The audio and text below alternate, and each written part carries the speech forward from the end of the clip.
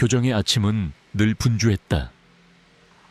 이른 시간부터 운동장을 가로지르는 학생들의 발소리가 제잘거리는 소리와 뒤섞여 활기찬 교향곡을 연주했다. 그 모든 소음 속에서도 박준영은 언제나처럼 묵묵히 자신의 자리를 지키고 있었다. 낡았지만 잘 다려진 남색 경비 제복이 그의 건장한 체격에 빈틈없이 맞아떨어졌고, 머리카락 한 올 흐트러짐 없는 단정한 머리는 그의 성실함을 대변하는 듯했다. 그는 정문에서 오가는 이들을 살피는 일 외에는 다른 어떤 것에 의식도 두지 않는 듯 보였다. 그의 시선은 언제나 흔들림 없이 정문 너머의 거리와 그곳에서 학교로 들어서는 이들에게 고정되어 있었다. 하지만 그 고요한 시선 뒤에는 누구도 알지 못하는 깊고 아픈 과거가 숨겨져 있었다. 그의 표정은 언제나 평온했다. 미소도 찡그림도 없이 그저 담담하고 무심했다. 누구에게나 존댓말을 사용했고 필요한 경우가 아니면 먼저 말을 거는 법이 없었다. 그런 그의 모습은 학교 안팎의 사람들에게 신뢰감을 주었지만 동시에 그를 쉽사리 다가갈 수 없는 사람으로 만들었다. 학생들은 그를 돌부처 아저씨라고 불렀고 교사들은 그림자처럼 조용한 박경비라고 칭했다. 아무도 그가 왜 이 학교의 경비원이 되었는지, 과거에 어떤 삶을 살았는지 알지 못했다. 그저 그는 그 자리에 늘 있었다. 마치 학교의 일부인 것처럼. 변함없이 그날 아침도 여느 때와 다를 바 없었다. 준영은 정문 바깥의 인도를 유심히 살피고 있었다. 멀리서 검은색 고급 세단 여러 대가 줄지어 다가오고 있었다. 학교 관계자들이 삼삼오오 모여들기 시작했다. 오늘은 특별한 날이었다. 한국과 일본의 교육 교류를 위한 고위급 대표단이 학교를 방문하는 날. 이미 며칠 전부터 교내 방송과 안내문으로 떠들썩했다.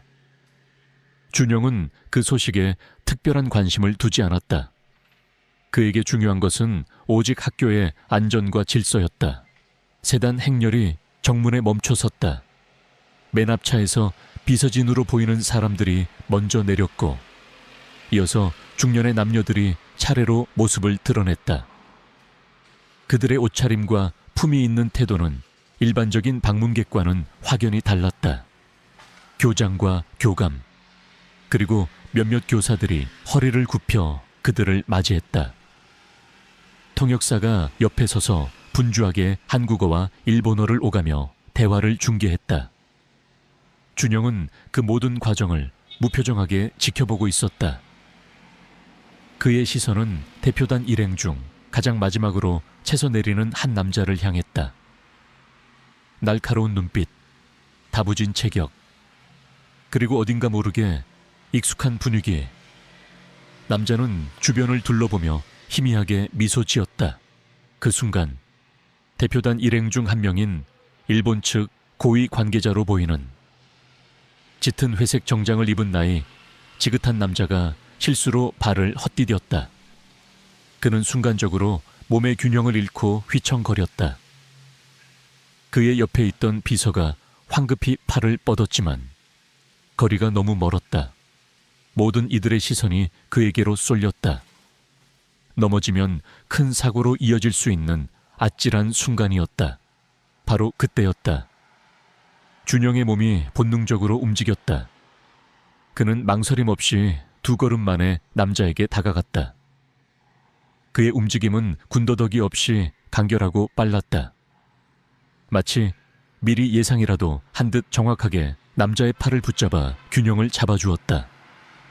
놀란 남자는 순간적으로 숨을 들이켰지만 이내 안정을 찾았다. 괜찮으십니까? 준영의 목소리는 낮고 차분했다. 한국어였다. 남자는 눈을 크게 뜨고 준영을 바라봤다. 그리고 이내 안도의 한숨을 내쉬며 고개를 끄덕였다. 아리가토 고자이마스. 준영은 남자의 말에 무의식적으로 반응했다.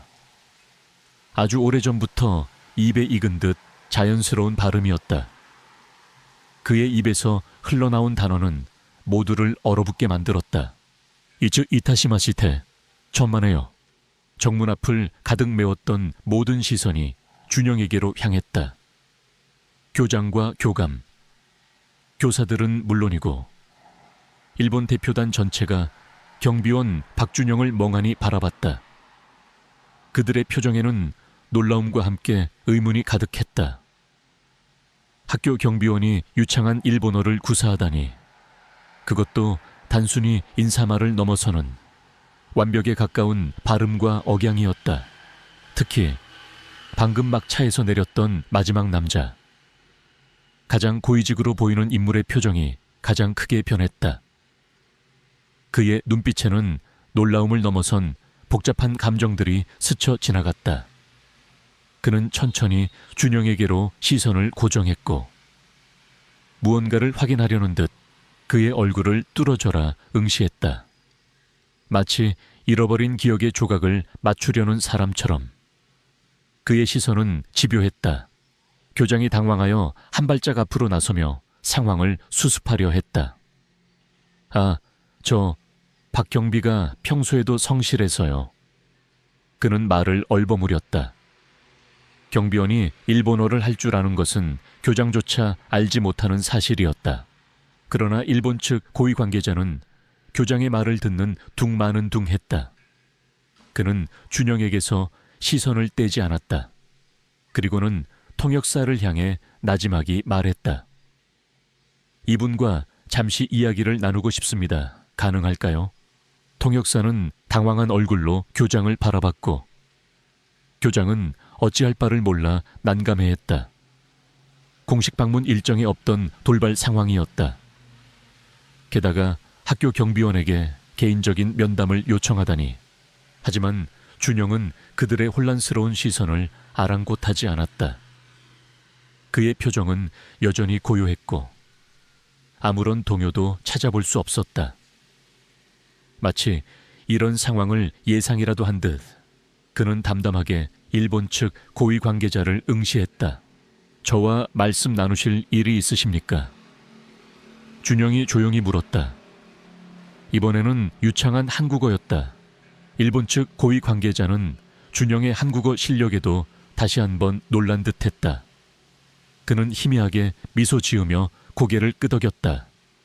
예, 잠시 개인적인 이야기를 나누고 싶습니다. 괜찮으시다면요. 교장과 교감은 서로 얼굴을 마주보며 당혹감을 감추지 못했다. 그러나 이 중요한 외교적 자리에서 상대 측 고위 인사의 요청을 무시할 수는 없었다. 결국 교장이 머뭇거리며 고개를 끄덕였다. 네, 그러시죠. 그럼 안내실로 가시겠습니까? 아니요. 조용한 곳이면 어디든 좋습니다. 남자는 다시 한번 준영에게 시선을 돌렸다. 괜찮으시다면 저와 함께 잠시 저희 차량으로 가시겠습니까? 그 제안은 더 충격적이었다. 고위급 대표단의 차량으로 학교 경비원을 초대하다니. 주변의 모든 학교 관계자들이 술렁거렸다. 준영은 잠시 침묵했다. 그의 내면에서는 알 수 없는 파문이 일렁였다. 잊고 지내던 과거의 조각들이 스쳐 지나가는 듯한 아득한 느낌. 하지만 그는 그 감정을 애써 억눌렀다. 그리고 이내 고개를 살짝 숙이며 대답했다. 알겠습니다. 준영의 동의에 일본 측 고위 관계자의 얼굴에는 희미한 미소가 번졌다. 그는 비서에게 무언가 지시했고 비서는 황급히 움직였다. 교장과 교감은 영문도 모른 채 어색하게 서 있었다. 준영은 묵묵히 자신의 근무복상의 안주머니에서 작은 수첩을 꺼내들었다. 그 안에는 그가 매일 기록하는 근무일지와 함께 낡고 빛바랜 사진 한 장이 끼워져 있었다. 사진 속에는 앳된 얼굴의 소년과 한 여인이 함께 웃고 있었다. 그는 사진을 말없이 바라보다가 수첩을 다시 주머니에 넣었다. 그리고는 천천히 일본 측 고위 관계자를 따라 검은색 세단 쪽으로 발걸음을 옮겼다. 세단 안은 외부의 소음과 단절된 고요한 공간이었다. 최고급 가죽 시트에서 은은한 향이 풍겨왔고 유리창 밖으로는 학교 건물이 멀어져 갔다. 준영과 일본 측 고위 관계자는 마주보고 앉았다. 다른 비서들은 이미 자리를 비운 상태였다. 차 안에는 두 사람의 존재감만이 맴돌았다. 남자는 준영을 똑바로 바라봤다. 그의 눈빛은 아까보다 훨씬 날카로워져 있었다. 실례지만 성함이 어떻게 되십니까? 박준영입니다. 준영은 짧게 대답했다. 그의 목소리에는 어떤 감정도 실려 있지 않았다. 남자는 고개를 끄덕였다. 저는 사토 히데아키라고 합니다. 그의 목소리는 차분했지만 어딘가 모르게 미묘한 긴장감이 배어 있었다. 박준영 씨, 혹시 저를 아십니까? 준영은 사토 히데아키의 얼굴을 찬찬히 훑었다. 겉으로 드러난 표정은 무감했지만 그의 시선은 남자의 깊은 곳을 꿰뚫어 보는 듯 했다. 분명 처음 보는 얼굴이었다. 그러나 알 수 없는 기시감, 그의 뇌리 속에서 희미한 이미지들이 스쳐 지나갔다. 오래된 건물, 소의 냄새, 그리고 누군가의 흐느끼는 소리. 하지만 그것들은 너무나 파편적이고 불분명했다. 아니요, 처음 뵙는 것 같습니다. 준영은 솔직하게 대답했다. 사토 히데아키의 표정에 실망감이 스쳤지만 그는 이내 평정을 되찾았다. 그렇습니까? 하지만 박준영 씨의 일본어가 매우 유창해서 놀랐습니다. 혹시 일본에서 오래 사셨습니까? 과거에 잠시 그랬습니다. 준영은 더 이상 자세한 설명을 덧붙이지 않았다. 그의 과거는 봉인된 상자나 다름없었다. 그 누구에게도 열어보이고 싶지 않은 잠시라 어느 지역이셨는지 여쭤봐도 될까요? 사토 히데아키의 질문은 집요했다. 그의 태도에는 단순한 호기심을 넘어선 어떤 목적의식이 느껴졌다. 준영은 잠시 침묵했다. 그 지역의 이름은 그의 뇌리에 깊이 박혀 있었다. 하지만 동시에 그를 고통스럽게 하는 이름이기도 했다. 수많은 악몽과 트라우마의 근원지, 오사카였습니다. 그는 마침내 입을 열었다. 그의 목소리에는 미세한 떨림이 있었다. 사토 히데아키의 눈빛이 흔들렸다. 그의 얼굴에 희미한 경련이 일었다. 오사카, 혹시 오사카에 있는 아카츠키 재단이라는 곳을 아십니까? 아카츠키 재단. 그 이름이 준영의 뇌리에 번개처럼 내리쳤다. 그의 심장이 순간적으로 쿵 하고 떨어졌다. 잊고 지내려 애썼던 모든 악몽들이 마치 살아있는 존재처럼 그의 눈앞에 펼쳐지는 듯했다. 숨막히는 공포, 날카로운 비명소리, 그리고 피비린내. 그의 손이 무의식적으로 꽉 쥐어졌다. 손등의 핏줄이 붉어졌다. 그곳은 어떻게 아십니까? 준영의 목소리는 낮게 깔렸고 날카로운 경계심이 서려 있었다. 그의 무심하던 표정에도 처음으로 균열이 생겼다. 사토 히데아키는 준영의 반응을 조용히 지켜봤다. 그의 눈빛에는 확신 같은 것이 자리 잡는 듯했다. 역시 그렇군요. 박준영 씨는 김성재 씨의 아들이 맞습니까? 김성재. 그 이름 또한 준영의 심장을 후벼 파는 비수와 같았다. 아버지. 그의 이름 앞에는 늘 죄책감과 슬픔이 따라붙었다. 당신은 누구십니까? 왜 그 이름들을 알고 있습니까? 준영의 목소리는 더 이상 차분하지 않았다. 그의 눈빛에는 살기마저 서려 있었다. 평소에 조용하고 무심하던 경비원의 모습은 온데간데 없었다. 진정하십시오. 박준영 씨. 사토 히데아키는 여전히 차분한 목소리로 말했다. 하지만 그의 눈빛은 준영의 변화를 흥미롭게 주시하고 있었다. 저는 아카츠키 재단과는 아무런 관계가 없습니다. 오히려 재단의 어두운 면을 파헤치고 있는 사람입니다. 준영은 남자를 의심스럽게 바라봤다. 재단의 어두운 면을 파헤치는 사람 믿을 수 없었다. 그 재단은 그림자 속에 숨어 모든 것을 조작하고 은폐하는 악마 같은 존재였다. 당신은 나를 시험하려는 겁니까? 준영의 목소리가 낮게 으르렁거렸다. 아닙니다. 저는 박준영 씨를 찾고 있었습니다. 사토 히데아키는 진지한 표정으로 말했다. 아니, 정확히는 김성재 씨의 아들을 찾고 있었습니다. 김성재 씨가 남긴 마지막 증거들을 넘겨주기 위해서요. 증거 아버지가 남긴 증거 준영의 머릿속이 혼란스러웠다.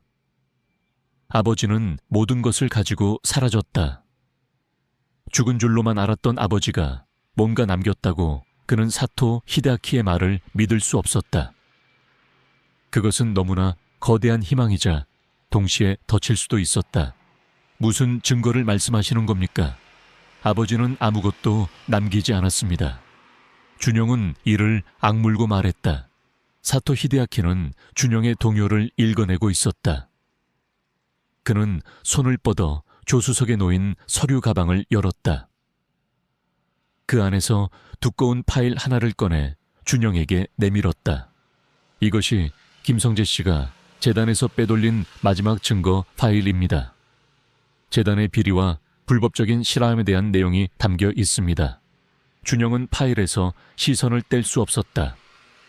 그의 손이 미세하게 떨렸다.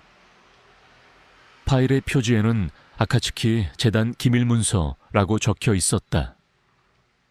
그것은 그가 평생을 찾아 헤매던, 동시에 두려워했던 진실의 조각이었다. 어떻게 당신이 이것을 가지고 있습니까? 준영은 의심의 눈초리를 거두지 않았다. 사토 히데아키는 한숨을 내쉬었다. 김성재 씨는 저의 아버지와 긴밀한 관계였습니다. 제 아버지는 아카츠키 재단의 설립 멤버 중 한 분이셨습니다. 하지만 재단의 어두운 목적을 뒤늦게 깨닫고 저항하려 하셨죠. 김성재 씨와 함께요. 그리고 김성재 씨는 마지막 순간 이 파일을 제 아버지에게 맡겼습니다. 그리고 제 아버지는 이 파일을 저에게 넘기기 위해 평생을 숨어 지내셨습니다. 마침내 제가 이 파일을 받고 나니 저 역시도 조심스럽게 은둔하며 때를 기다리고 있었습니다. 남자의 말이 사실이라면 그들은 공통의 적을 가지고 있는 셈이었다. 하지만 준영은 사람을 쉽게 믿지 않았다. 특히 아카츠키 재단과 관련된 일이라면 더욱 그랬다. 그들은 거짓말과 기만으로 사람들의 영혼을 좀먹는 존재들이었다. 당신이 진정 재단에 반대하는 사람이라면 왜 이 파일을 지금에서야 나에게 가져옵니까? 왜 지금까지 기다렸습니까? 준영은 날카롭게 물었다. 때를 기다리고 있었습니다.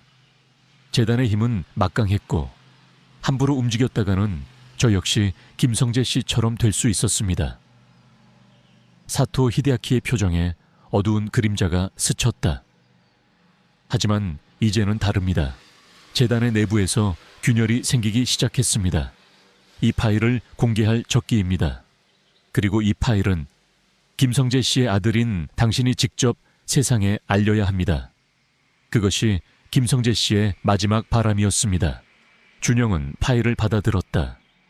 두꺼운 종이 뭉치의 무게가 그의 손에 묵직하게 느껴졌다.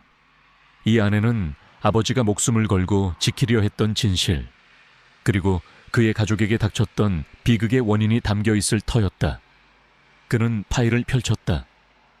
첫 장에는 알 수 없는 기호와 함께 복잡한 도표가 그려져 있었다. 일본어와 영어로 쓰인 수많은 전문 용어들이 그의 눈을 현혹했다. 하지만 몇몇 단어들은 그의 뇌리를 스치며 잊고 지냈던 기억의 조각들을 자극했다. 인체 실험, 유전자 조작, 초능력. 그는 다시 파일을 덮었다. 아직은 모든 것을 받아들이기 어려웠다. 하지만 사토 히데아키의 눈빛은 흔들림 없이 진지했다. 재단은 당신이 살아있다는 것을 모르는 것 같습니다. 아니, 어쩌면 관심이 없을 수도 있습니다. 그들은 김성재 씨가 죽었다고 확신하고 모든 증거가 사라졌다고 믿고 있습니다. 당신은 그들의 허점을 찌를 수 있는 유일한 존재입니다. 그리고 김성재 씨의 아들로서 당신에게는 이 진실을 밝힐 의무가 있습니다. 의무. 준영은 그 단어에 심장이 아려왔다. 그는 늘 아버지의 죽음 앞에서 무력감과 죄책감에 시달려왔다. 이제 그에게 복수할 기회가 온 것인가?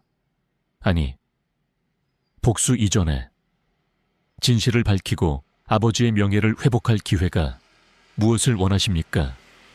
준영이 마침내 물었다. 그의 목소리에는 단호함이 깃들어 있었다. 사토 히데아키는 희미하게 미소 지었다. 저는 당신이 이 파일을 세상에 공개하고 재단의 실체를 밝혀주기를 원합니다. 저는 뒤에서 당신을 도울 것입니다. 필요한 모든 정보와 지원을 아끼지 않을 것입니다. 하지만 전면에 나서는 것은 당신이 되어야 합니다. 그것이 가장 효과적인 방법입니다. 그들의 대화는 꽤 오랜 시간 이어졌다. 준영은 사토 히데아키의 설명을 들으며 잊고 있던 과거의 파편들을 하나둘씩 맞춰 나갔다. 아버지가 왜 재단을 탈출하려 했는지, 어머니와 여동생의 비극적인 죽음 뒤에 재단이 있었음을, 모든 것이 퍼즐처럼 맞춰지고 있었다. 그는 이제 학교 경비원이 아닌 거대한 음모에 맞서 싸워야 할 운명의 주인공이 되어가고 있었다. 차가 다시 정문 앞에 멈춰섰다.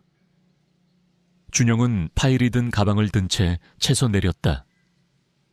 사토 히데아키는 그에게 고개를 살짝 숙여 인사했고 준영은 말없이 돌아서 학교 안으로 향했다.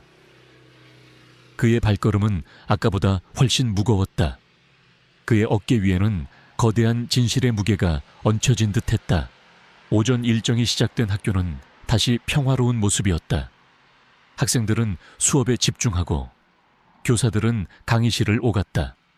아무도 박준영이라는 경비원에게 어떤 비밀이 숨겨져 있는지 알지 못했다. 그저 그는 묵묵히 자신의 자리로 돌아가 다시 정문을 지키기 시작했다. 하지만 그의 내면은 이미 거대한 폭풍의 전조로 요동치고 있었다. 그는 이제 더 이상 숨어 지낼 수 없었다. 잊고 지내려 했던 과거가 그의 발목을 잡았고 새로운 운명이 그를 기다리고 있었다. 그날 밤 준영은 잠 못 이루고 자신의 작은 자취방에 앉아 있었다. 좁은 공간은 그가 지난 10년간 숨어 지내며 쌓아온 침묵과 고독으로 가득했다. 어두운 방 안에는 오직 탁상 스탠드의 희미한 불빛만이 파일을 비추고 있었다. 그의 손에 들린 파일은 단순한 종이 뭉치가 아니었다. 그것은 그의 과거, 현재, 그리고 미래를 송두리째 뒤흔들 비밀을 담고 있었다. 사토 히데아키에게 받은 아카츠키 재단 기밀 문서. 준영은 파일의 첫 장부터 마지막 장까지 한 글자도 놓치지 않고 꼼꼼히 읽어 내려갔다. 밤은 깊어졌지만 그의 눈은 피로를 잊은 듯 빛나고 있었다. 파일에는 상상 이상의 끔찍한 내용들이 담겨 있었다. 인간 개조 프로젝트, 유전자 변형 실험, 초능력 개발, 재단은 단순한 교육재단이라는 가면, 뒤에 숨어 인간의 존엄성을 짓밟는 비인도적인 실험을 자행하고 있었다. 그들은 고아나 가출 청소년 또는 경제적으로 어려운 사람들을 유인하여 실험 대상으로 삼았고 그들의 신체와 정신을 조작하여 특정 목적에 맞는 병기로 만들려 했다. 이 모든 과정이 극비리에 진행되었으며 모든 증거는 철저히 은폐되었다. 특히 준영의 눈길을 사로잡은 것은 피경용 1 프로젝트라는 항목이었다. 그 아래에는 아버지의 이름, 김성재가 선명하게 적혀 있었다. 파일에 따르면 그의 아버지는 재단의 핵심 연구원 중 한 명이었다. 그는 프로젝트의 총괄 책임자였으며 가장 잔혹하고 비인도적인 실험들을 주도한 인물로 기록되어 있었다. 준영의 심장이 쿵 하고 떨어졌다. 믿을 수 없는 현실이었다. 그가 평생을 존경하고 사랑했던 아버지가 이런 끔찍한 일에 연루되어 있었다니.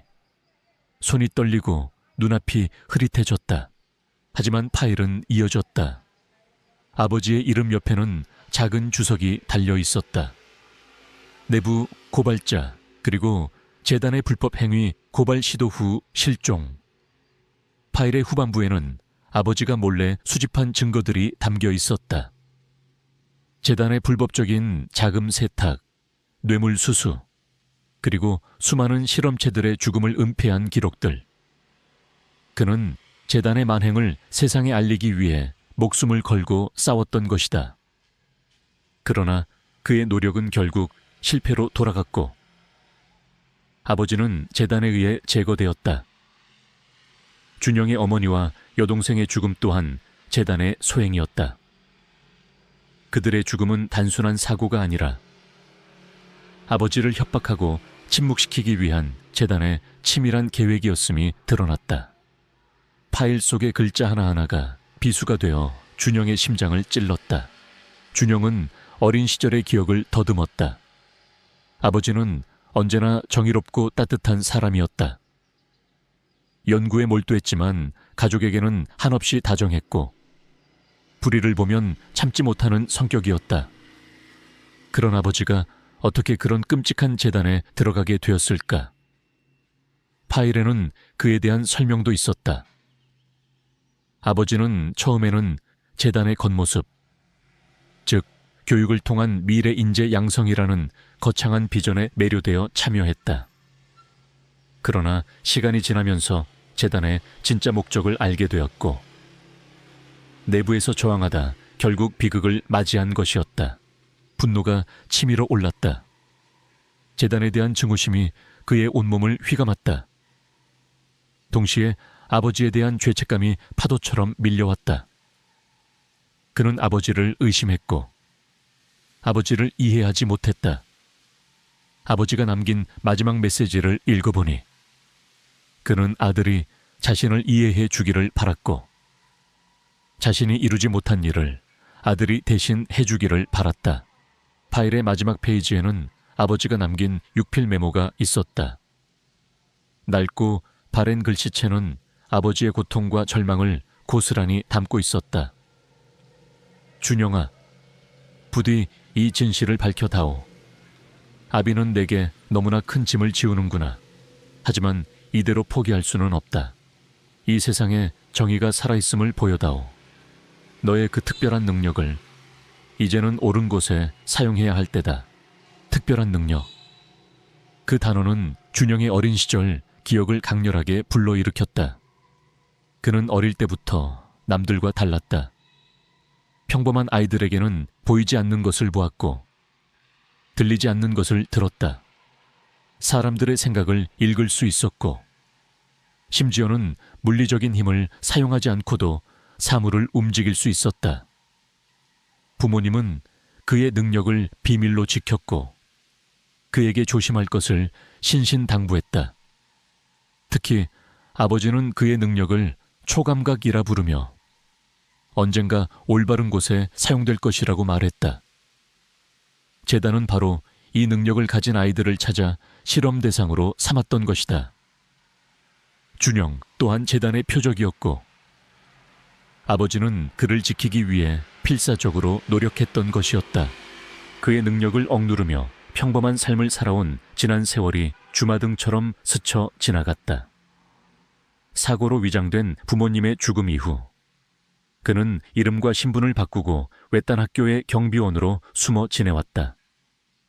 재단이 자신을 찾지 못하도록 철저히 숨어 살았다. 그러나 이제 숨는 것은 아무 의미가 없었다. 그는 아버지가 남긴 유산, 그리고 가족의 복수를 위해 다시 세상 밖으로 나와야 했다. 준영은 파일을 품에 안고 창밖을 내다봤다. 어둠이 짙게 깔린 도시의 불빛들이 그의 눈에는 마치 재단의 그림자처럼 느껴졌다. 그의 내면에서는 뜨거운 불길이 치솟고 있었다. 더 이상 도망치지 않겠다. 더 이상 숨지 않겠다. 이제는 맞설 때였다. 다음 날 아침, 준영은 평소보다 일찍 학교로 향했다. 그의 발걸음은 더 이상 무겁지 않았다. 오히려 단호함과 결의로 가득 차 있었다. 교문 앞에 도착하자 사토 히데아키의 비서가 그를 기다리고 있었다. 비서는 그를 조용한 카페로 안내했다. 사토 히데아키는 이미 그곳에 앉아 있었다. 어젯밤 파일을 모두 읽으셨습니까? 사토 히데아키가 조용히 물었다. 그의 눈빛에는 기대와 함께 준영의 결정을 기다리는 듯한 미묘한 긴장감이 서려 있었다. 네. 준영은 짧게 대답했다. 그의 목소리는 차분했지만 어딘가 모르게 이전과는 다른 굳건함이 느껴졌다. 모든 것을 알았습니다. 사토 히데아키는 고개를 끄덕였다. 그럼 이제 어떻게 하시겠습니까? 재단의 실체를 세상에 알릴 것입니다. 준영의 목소리에는 일말의 망설임도 없었다. 아버지의 명예를 회복하고 더 이상 저 같은 희생자가 나오지 않도록 할 겁니다. 사토 히데아키의 얼굴에 희미한 미소가 떠올랐다. 현명한 결정입니다. 예상했던 대로군요. 그는 잠시 생각에 잠겼다가 말을 이었다. 하지만 쉬운 일은 아닐 겁니다. 재단의 힘은 생각보다 막강하고 그들의 영향력은 정치, 경제, 사회 각계각층에 뿌리 깊게 박혀 있습니다. 당신은 혼자 싸워야 할 겁니다. 혼자가 아닙니다. 준영은 사토 히데아키를 똑바로 바라봤다. 당신이 돕겠다고 하지 않았습니까? 사토 히데아키는 준영의 단호한 눈빛에 잠시 놀란 듯 했다. 물론입니다. 저는 당신을 도울 것입니다. 하지만 전면에 나서지는 않을 겁니다. 재단은 저의 존재를 모릅니다. 저의 역할은 그림자 속에서 당신에게 정보를 제공하고 필요한 순간에 도움을 주는 것입니다. 좋습니다. 준영은 고개를 끄덕였다. 그럼 이제 무엇부터 시작해야 합니까? 사토 히데아키는 테이블 위에 태블릿을 꺼내 놓았다. 우선 이 파일을 안전하게 보관해야 합니다. 재단은 이 파일의 존재를 알게 되는 순간 어떤 수단을 써서라도 당신을 제거하려 할 겁니다. 어디에 보관해야 합니까? 제가 안전한 곳을 마련해 두었습니다. 그리고 이 파일은 원본이 아닙니다. 원본은 제가 훨씬 더 안전한 곳에 보관하고 있습니다. 이것은 당신이 공개적으로 사용할 사본입니다. 사토 히데아키는 차분하게 설명했다. 두 번째로, 당신은 이 파일을 어떻게 세상에 공개할지 계획을 세워야 합니다. 단순히 언론에 넘기는 것만으로는 부족할 겁니다. 재단의 손이 닿지 않는 곳에서 강력한 파급력을 가질 수 있는 방법을 찾아야 합니다. 준영은 잠시 생각에 잠겼다. 언론그는 언론이 재단의 영향력 아래에 있다는 것을 직감적으로 알고 있었다. 다른 방법이 필요했다. 재단의 내부 구조와 주요 인물들에 대한 정보가 필요합니다. 준영이 말했다. 누가 이 모든 것을 계획하고 지시했는지 알아야 합니다. 사토 히데아키는 미소 지었다. 그럴 줄 알고 준비해 두었습니다. 이 태블릿 안에 재단의 모든 내부 정보가 담겨 있습니다. 핵심 인물들의 명단, 그들의 약점, 재단의 자금 흐름, 그리고 지금까지 은폐된 불법 실험의 대상자 명단까지. 하지만 주의해야 합니다. 이 태블릿은 재단의 추적을 받을 수 있습니다. 당신이 사용하는 모든 전자기기는 안전하지 않습니다. 철저하게 아날로그적인 방법으로 움직여야 합니다. 준영은 태블릿을 받아들었다. 그의 손가락이 화면 위를 스쳤다. 수많은 정보들이 그의 눈앞에 펼쳐졌다. 그는 잠시 망설였다. 그의 앞에 놓인 길은 가시밭길이 될 터였다. 하지만 그는 더 이상 물러설 수 없었다. 아버지의 희생이 헛되지 않게, 가족의 복수를 위해, 그리고 정의를 위해 싸워야 했다. 한 가지 더 있습니다. 사토 히데아키가 말했다. 당신은 재단과의 싸움에서 홀로 고립될 것입니다. 당신을 믿고 도와줄 수 있는 사람을 찾아야 합니다. 당신의 능력을 알고 있는 사람, 혹은 당신의 정의를 믿어줄 수 있는 사람. 준영의 뇌리에 한 사람이 스쳐 지나갔다. 그의 유일한 친구이자 조력자, 그리고 유일하게 그의 능력에 대해 어렴피나마 알고 있는 사람. 미나, 고아원에서 함께 자란 여인이었다. 그는 그녀에게는 자신의 모든 것을 털어놓을 수 있었다. 알겠습니다. 준영은 고개를 끄덕였다. 준영은 사토 히데아키와 긴밀히 협력하기로 했다. 사토 히데아키는 일본에 기반을 둔 정보 네트워크를 통해 재단에 대한 정보를 지속적으로 제공하고, 준영은 한국에서 그 정보를 바탕으로 재단의 실체를 파헤치기로 했다. 그들의 협력은 그림자 속에서 은밀하게 이루어질 것이었다. 며칠 후, 준영은 여느 때처럼 학교 경비원으로 근무하고 있었다. 그의 겉모습은 평온했지만 그의 내면은 치열한 계획으로 가득 차 있었다. 그는 태블릿에 담긴 정보를 분석하고 재단의 약점을 찾아내기 위해 밤샘 연구를 했다. 재단은 고위 관료들과 긴밀한 유착 관계를 맺고 있었고 그들의 비리는 상상을 초월했다. 증거는 차고 넘쳤지만 그것을 세상에 효과적으로 알리는 것이 가장 큰 난관이었다. 그러던 어느 날 학교에 새로운 학생이 전학 왔다. 이수아. 그녀는 긴 생머리에 맑은 눈을 가진 여학생이었다. 그녀는 교실에 들어서는 순간부터 특별한 존재감을 발산했다. 준영은 그녀에게서 묘한 기시감을 느꼈다. 마치 오래전부터 알고 지냈던 사람처럼. 수아는 밝고 명랑한 성격이었지만 어딘가 모르게 쓸쓸한 기운이 느껴졌다. 그녀는 쉬는 시간에도 친구들과 어울리기보다는 홀로 책을 읽거나 창밖을 내다보는 일이 많았다. 준영은 무의식적으로 그녀에게 관심을 갖게 되었다. 그의 능력이 그녀에게서 어떤 특별한 것을 감지하는 듯했다. 점심시간이었다. 준영은 순찰을 돌다 운동장 한 구석에 웅크리고 앉아있는 수아를 발견했다. 그녀의 어깨는 미세하게 떨리고 있었다.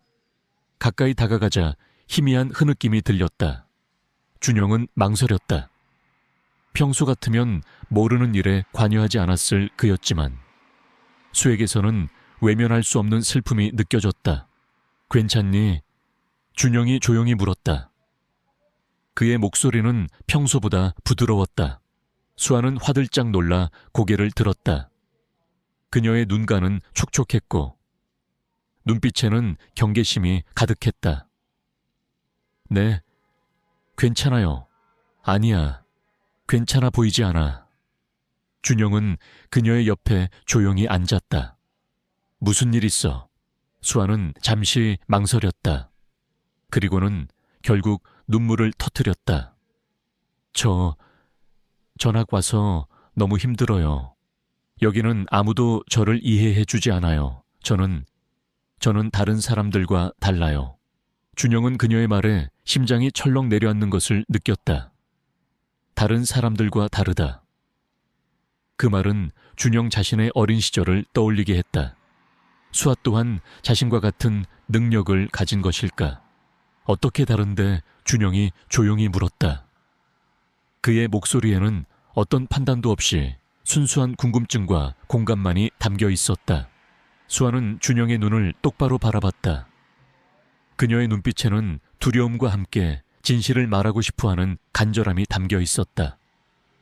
저는 사람들의 마음을 읽을 수 있어요. 그들이 무슨 생각을 하는지, 무슨 감정을 느끼는지 다 알아요. 그래서 너무 힘들어요. 사람들이 저를 이상하게 생각하고 두려워해요. 준영은 그녀의 말에 확신했다. 수아 또한 초감각 능력을 가지고 있었다. 그것도 자신보다 훨씬 발달한 능력을.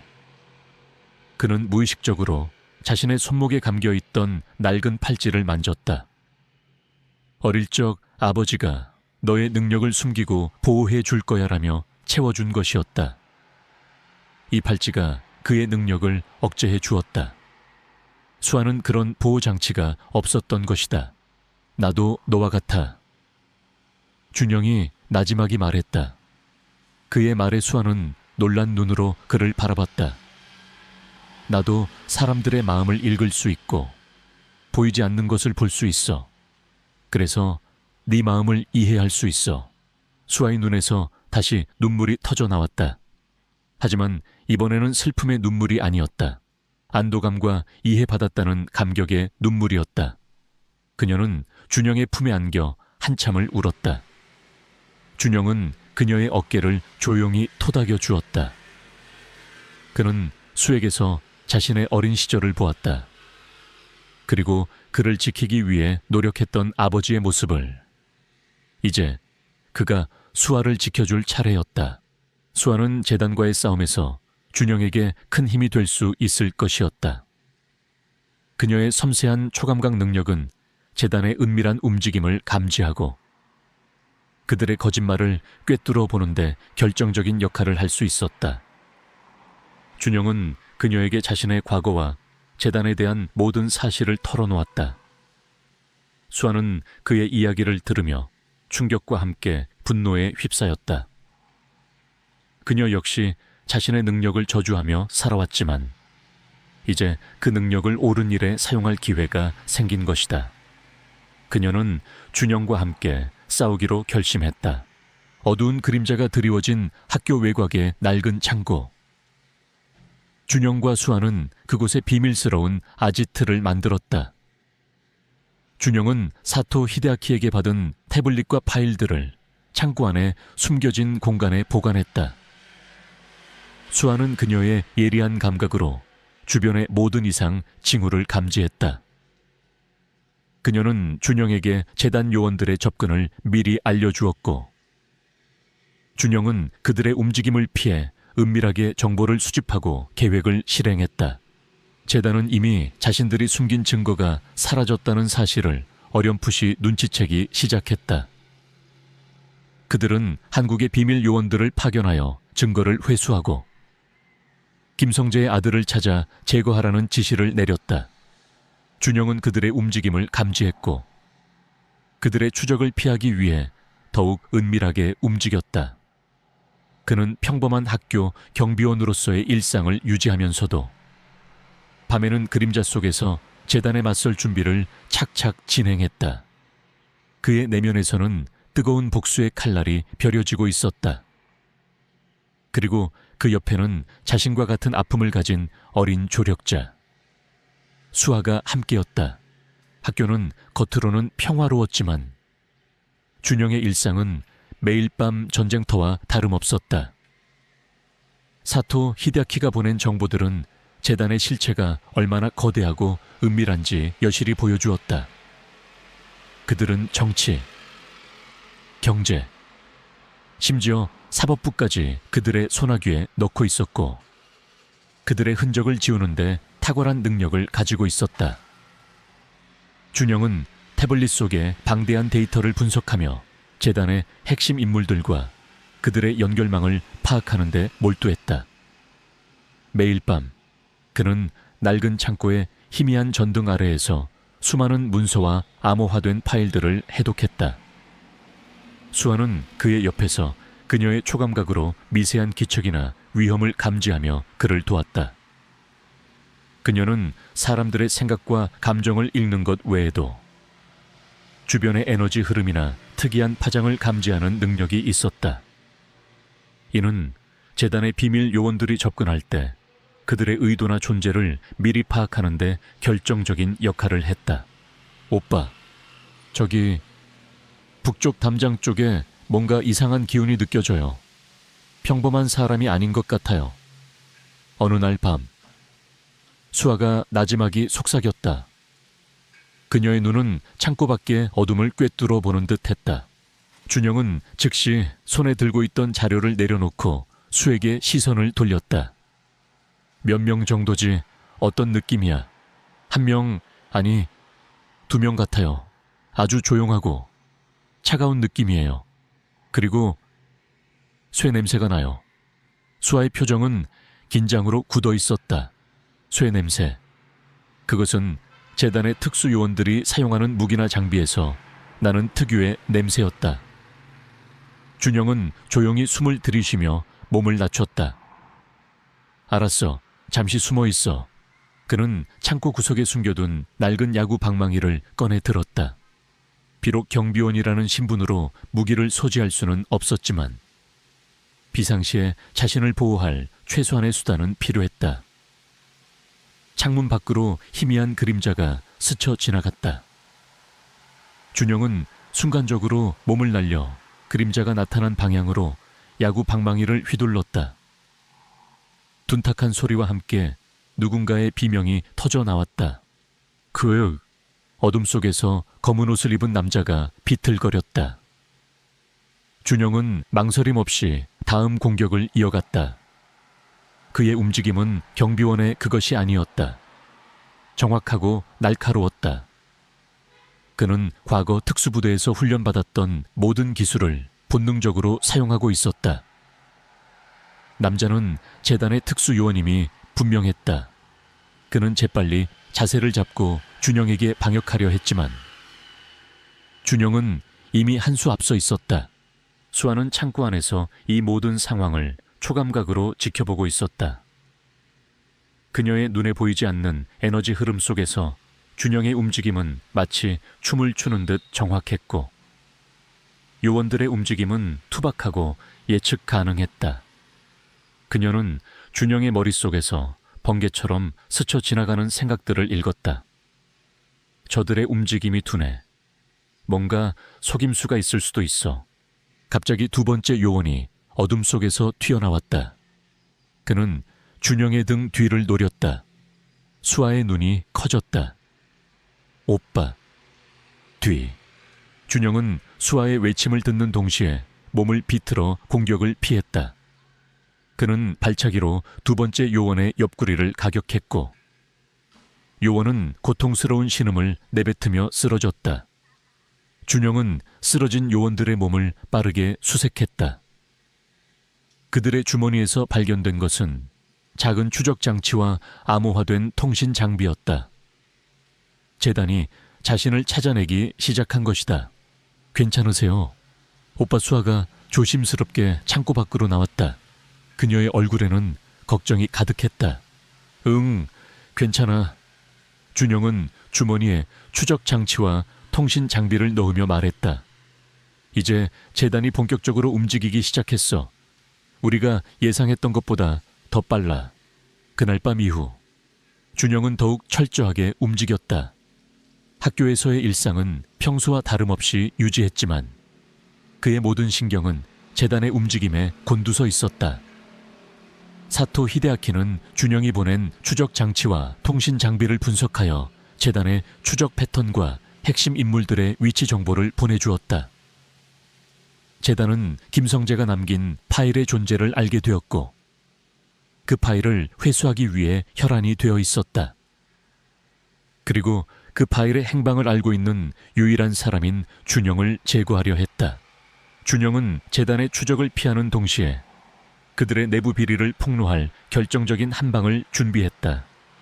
그는 재단의 불법적인 자금 흐름을 추적하고 그들의 핵심 인물들이 벌인 추악한 비리들을 연결시켜 나갔다. 특히 피공룡율 프로젝트의 희생자 명단을 확보하는 것이 중요했다. 그들의 증언이 있어야만 재단의 만행을 세상에 완벽하게 알릴 수 있었다. 수아는 그녀의 능력을 활용하여 희생자들의 행방을 추적하는 데 큰 도움을 주었다. 그녀는 희생자들이 재단 실험의 부작용으로 겪고 있는 고통과 두려움을 간접적으로 느낄 수 있었고 그들의 미세한 심리적 흔적을 따라 숨겨진 거처를 찾아냈다. 대부분의 희생자들은 재단의 감시 아래에서 숨어 지내거나 심각한 정신적 충격으로 인해 외부와 단절된 삶을 살고 있었다. 오빠, 이 사람 김민재 씨라고 해요. 이 파일에 따르면 초감각 테스트 실패라고 되어 있는데 지금은 한 병원에 입원해 있어요. 너무 고통스러워하고 있어요. 제발 좀 도와주세요. 어느 날 수아가 눈물을 글썽이며 말했다. 그녀는 태블릿에서 찾아낸 희생자의 정보를 준영에게 보여주었다. 준영은 파일을 보며 한숨을 내쉬었다. 재단은 자신들의 실험이 실패하거나 부작용을 일으킨 희생자들을 세상으로부터 격리시켜왔다. 그는 김민재 씨를 찾아가기로 결심했다. 그가 재단의 만행을 증언해줄 첫 번째 희생자가 될 수 있을 것이었다. 늦은 밤, 준영은 경비원 제복을 벗고 평범한 옷차림으로 병원으로 향했다. 수아는 그의 옆에서 끊임없이 주변의 기척을 감지하며 혹시 모를 위험에 대비했다. 병실은 조용했고 김민재 씨는 침대에 누워 멍하니 천장을 바라보고 있었다. 그의 눈빛에는 생기가 없었다. 그의 주변에는 알 수 없는 우울하고 절망적인 기운이 감돌고 있었다. 수아는 그 기운을 느끼며 고통스러워했다. 김민재 씨, 박준영이라고 합니다. 준영이 조심스럽게 말을 건넸다. 민재 씨는 준영의 목소리에 반응하지 않았다. 그의 눈은 여전히 허공을 응시하고 있었다. 준영은 한숨을 내쉬었다. 그는 재단의 실험이 얼마나 사람들의 영혼을 파괴했는지 다시 한번 깨달았다. 저는 아카츠키 재단의 비리를 파헤치고 있는 사람입니다. 준영은 단도직입적으로 말했다. 김민재 씨가 겪었던 일들을 알고 있습니다. 그리고 그 모든 것을 세상에 알리고 싶습니다. 민재 씨의 눈빛이 흔들렸다. 그의 눈동자에 희미한 생기가 돌아왔다. 재단이 아직도 날 쫓고 있어. 그의 목소리는 희미하고 떨렸다. 아닙니다. 저는 재단을 쫓고 있습니다. 준영은 강한 목소리로 말했다. 당신이 겪었던 일들은 당신의 잘못이 아닙니다. 재단의 만하행입니다. 저는 당신의 고통을 이해합니다. 저의 가족도 재단 때문에 비극을 겪었습니다. 저는 당신이 겪었던 진실을 세상에 알려 더 이상 재단이 이런 짓을 못하게 하고 싶습니다. 당신의 도움이 필요합니다. 민재 씨의 눈에서 눈물이 흘러내렸다. 그는 오랫동안 침묵했다. 그의 내면에서는 과거의 고통스러운 기억들과 현재의 무력감, 그리고 준영의 제안에 대한 희미한 희망이 뒤섞여 혼란스럽게 요동치고 있었다. 수아는 그의 마음속에서 고통과 갈등의 파도가 휘몰아치는 것을 생생하게 느꼈다. 마침내 민재 씨가 입을 열었다. 나는 너무 무서워. 그들은 너무 강해. 그들이 나를 죽일 거야. 그의 목소리에는 깊은 절망이 배어 있었다. 저와 함께라면 괜찮을 겁니다. 준영은 민재 씨의 손을 잡았다. 그의 손은 따뜻하고 단단했다. 저는 당신을 보호할 것이고 당신의 이야기는 수많은 사람들에게 용기를 줄 겁니다. 당신은 더 이상 혼자가 아닙니다. 민재 씨는 준영의 눈을 응시했다. 준영의 눈빛에는 확신과 연민이 가득했다.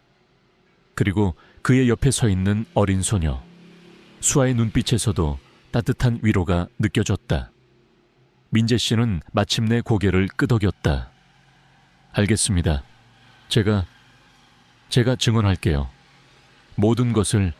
민재 씨의 증언은 재단의 비리를 폭로할 강력한 무기가 될 것이었다. 준영은 사토 히데아키에게 민재 씨의 상황을 알렸고 사토 히데아키는 즉시 민재 씨를 안전한 곳으로 옮길 계획을 세웠다. 재단의 감시망을 피해 민재 씨를 빼내는 것은 위험한 작전이 될 터였다. 며칠 후 병원 주변에는 재단의 요원들이 잠복하기 시작했다. 그들은 민재 씨의 병실을 주시하고 있었다. 준영은 사토 히데아키와 긴밀하게 소통하며 탈출 계획을 세웠다. 작전의 핵심은 재단의 감시망을 교란하고 민재 씨를 무사히 빼내는 것이었다.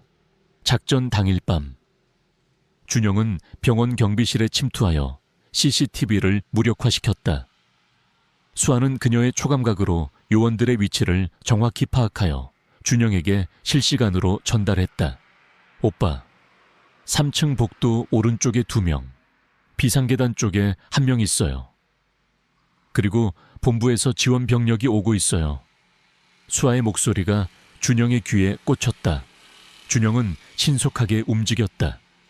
그는 어둠 속에서 요원들을 제압하고 민재 씨의 병실로 향했다.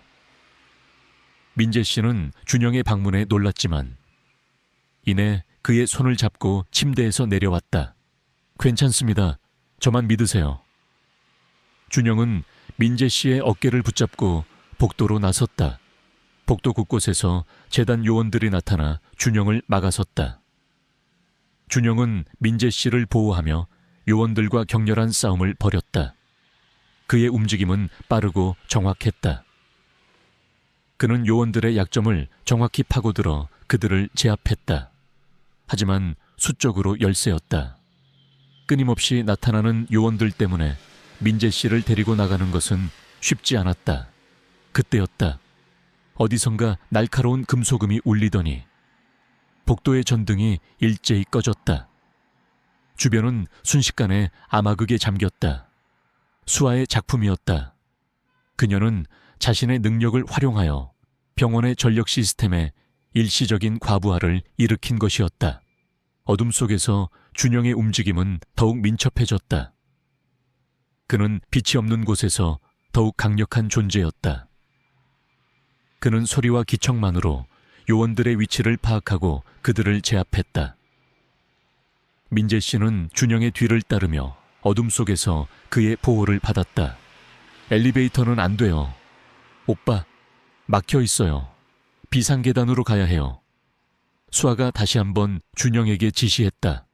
준영은 비상계단으로 향했다. 계단에서도 요원들이 그들을 기다리고 있었다. 준영은 민재 씨를 등 뒤에 숨기고 요원들과 맞섰다. 그의 주먹과 발차기는 거침이 없었다. 그는 과거의 트라우마와 분노를 에너지 삼아 싸웠다. 마침내 준영은 민재 씨를 데리고 병원 뒷문으로 탈출하는 데 성공했다. 그곳에는 사토 히데아키가 보낸 차량이 기다리고 있었다. 민재 씨는 차량에 올라탔고 준영은 그들을 배웅하며 안도의 한숨을 내쉬었다. 이제 민재 씨는 안전한 곳에서 재단에 대한 증언을 준비할 수 있을 것이었다. 하지만 준영의 싸움은 끝나지 않았다. 오히려 이제부터가 시작이었다. 그는 재단이 보낸 요원들의 흔적을 지우고 학교로 돌아가 다시 평범한 경비원으로 돌아와야 했다. 그의 주머니 속에는 방금 제압한 요원들의 무선 통신 장비와 이름표가 들려 있었다. 그것들은 재단의 핵심 인물들에게 더욱 깊이 다가갈 수 있는 중요한 단서가 될 것이었다.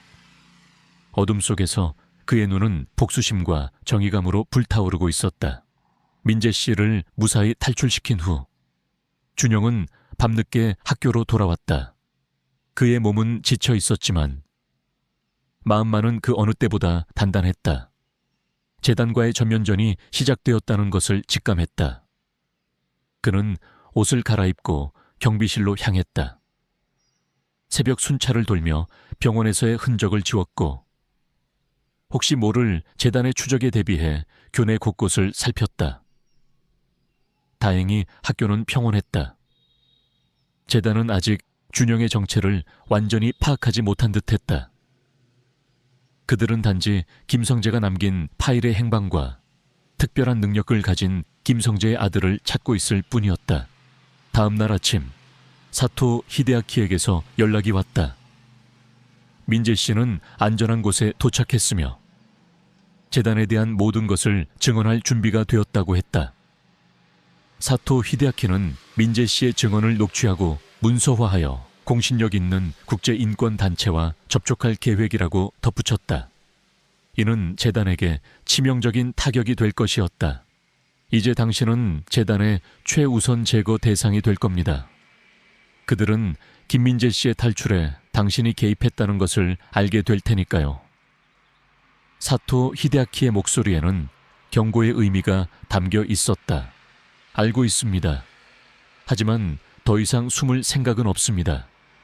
준영은 단호하게 말했다. 그들이 나를 제거하려 할수록 나는 그들의 심장에 더 깊이 파고들 겁니다. 사토 히데아키는 잠시 침묵했다. 좋습니다. 당신의 용기에 경의를 표합니다. 저는 재단의 핵심 인물들을 유인할 수 있는 미끼를 던질 준비를 할 겁니다.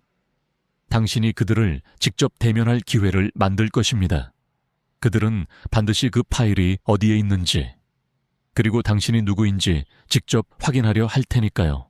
미끼. 준영은 사토 히데아키의 제안을 받아들였다. 재단의 수뇌부를 직접 만나 그들의 추악한 민낯을 드러낼 기회가 필요했다.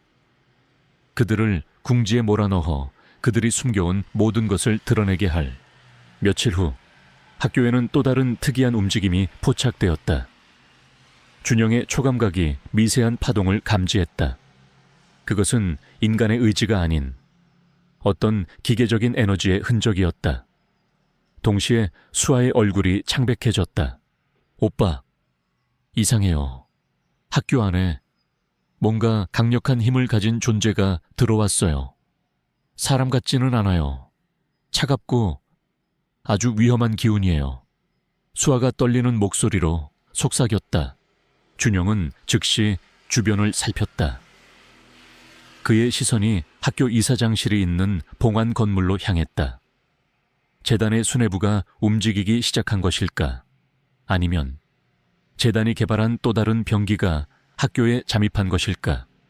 그는 곧장 이사장실이 있는 층으로 향했다.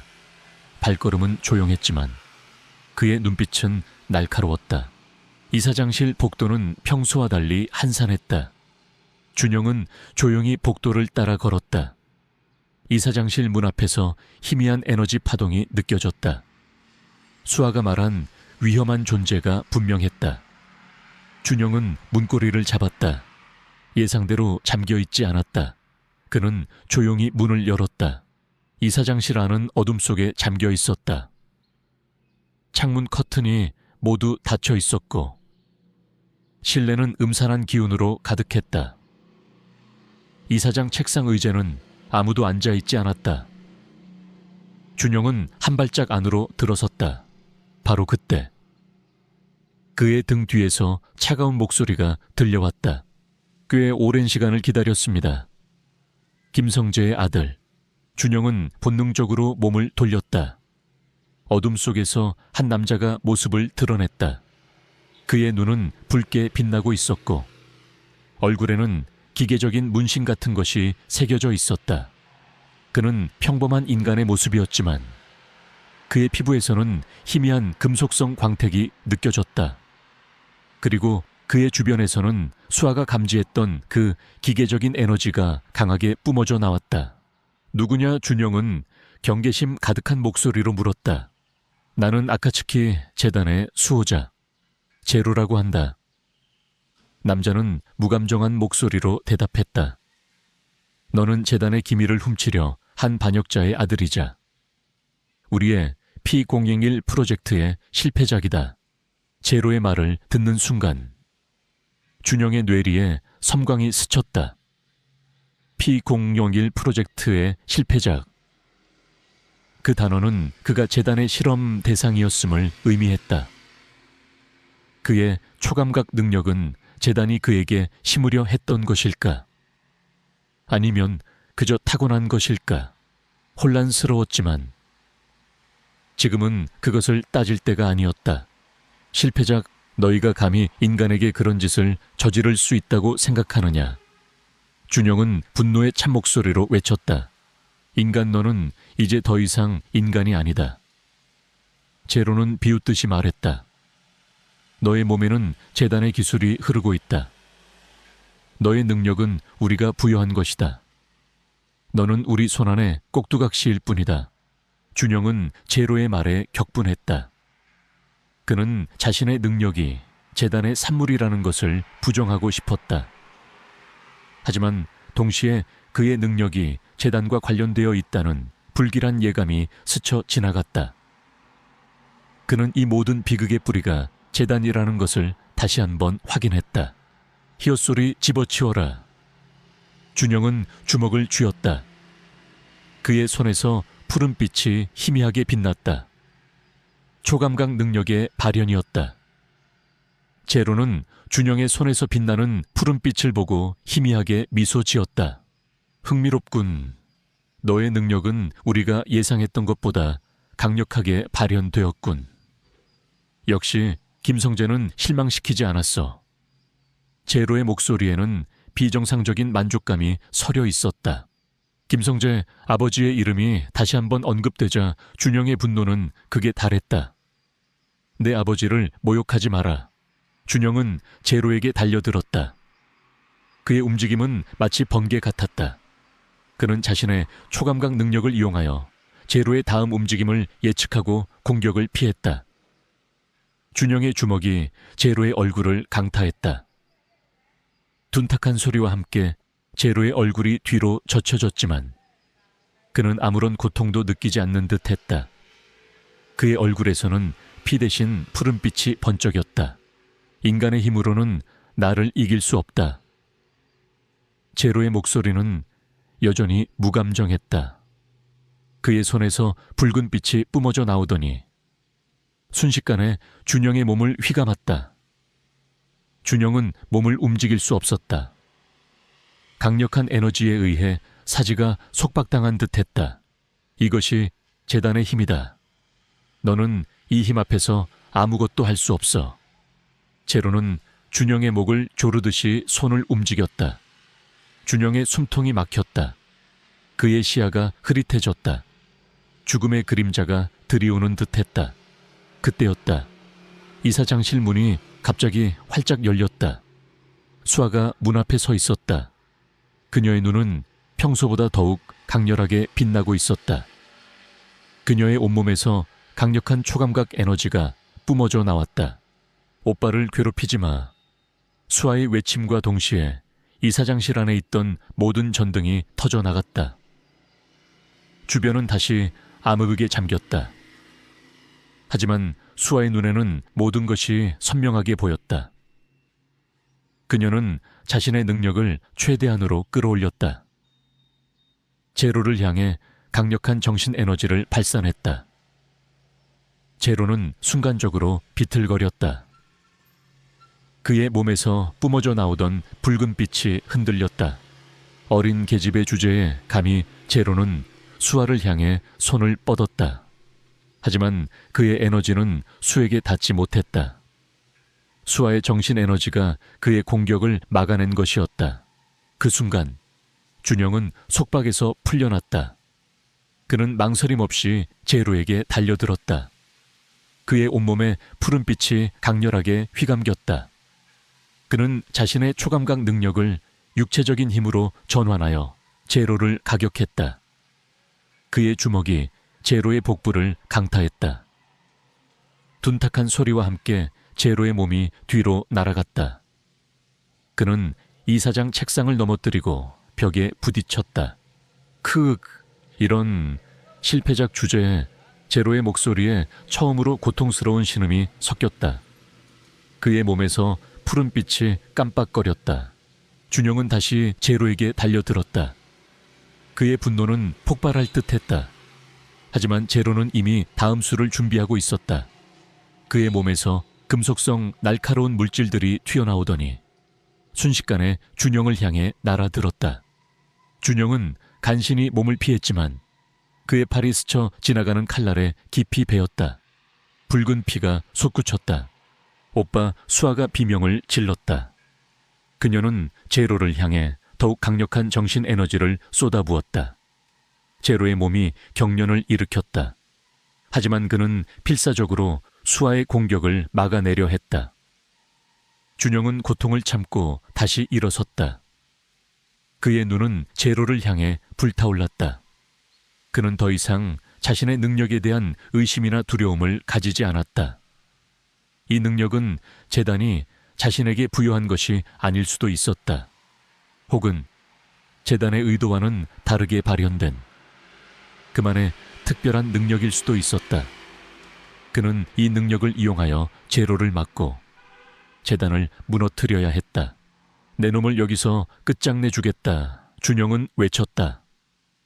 그의 초감각 에너지가 온몸에서 폭발하듯이 뿜어져 나왔다.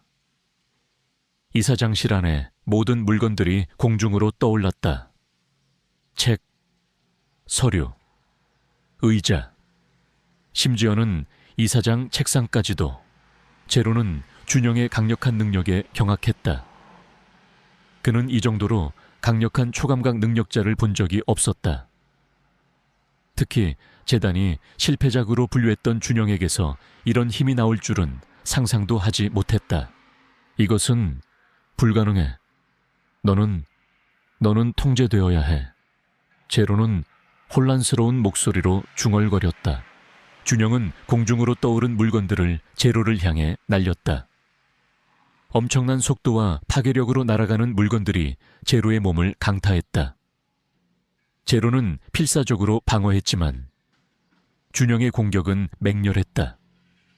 결국 제로는 벽에 다시 한번 부딪히며 쓰러졌다.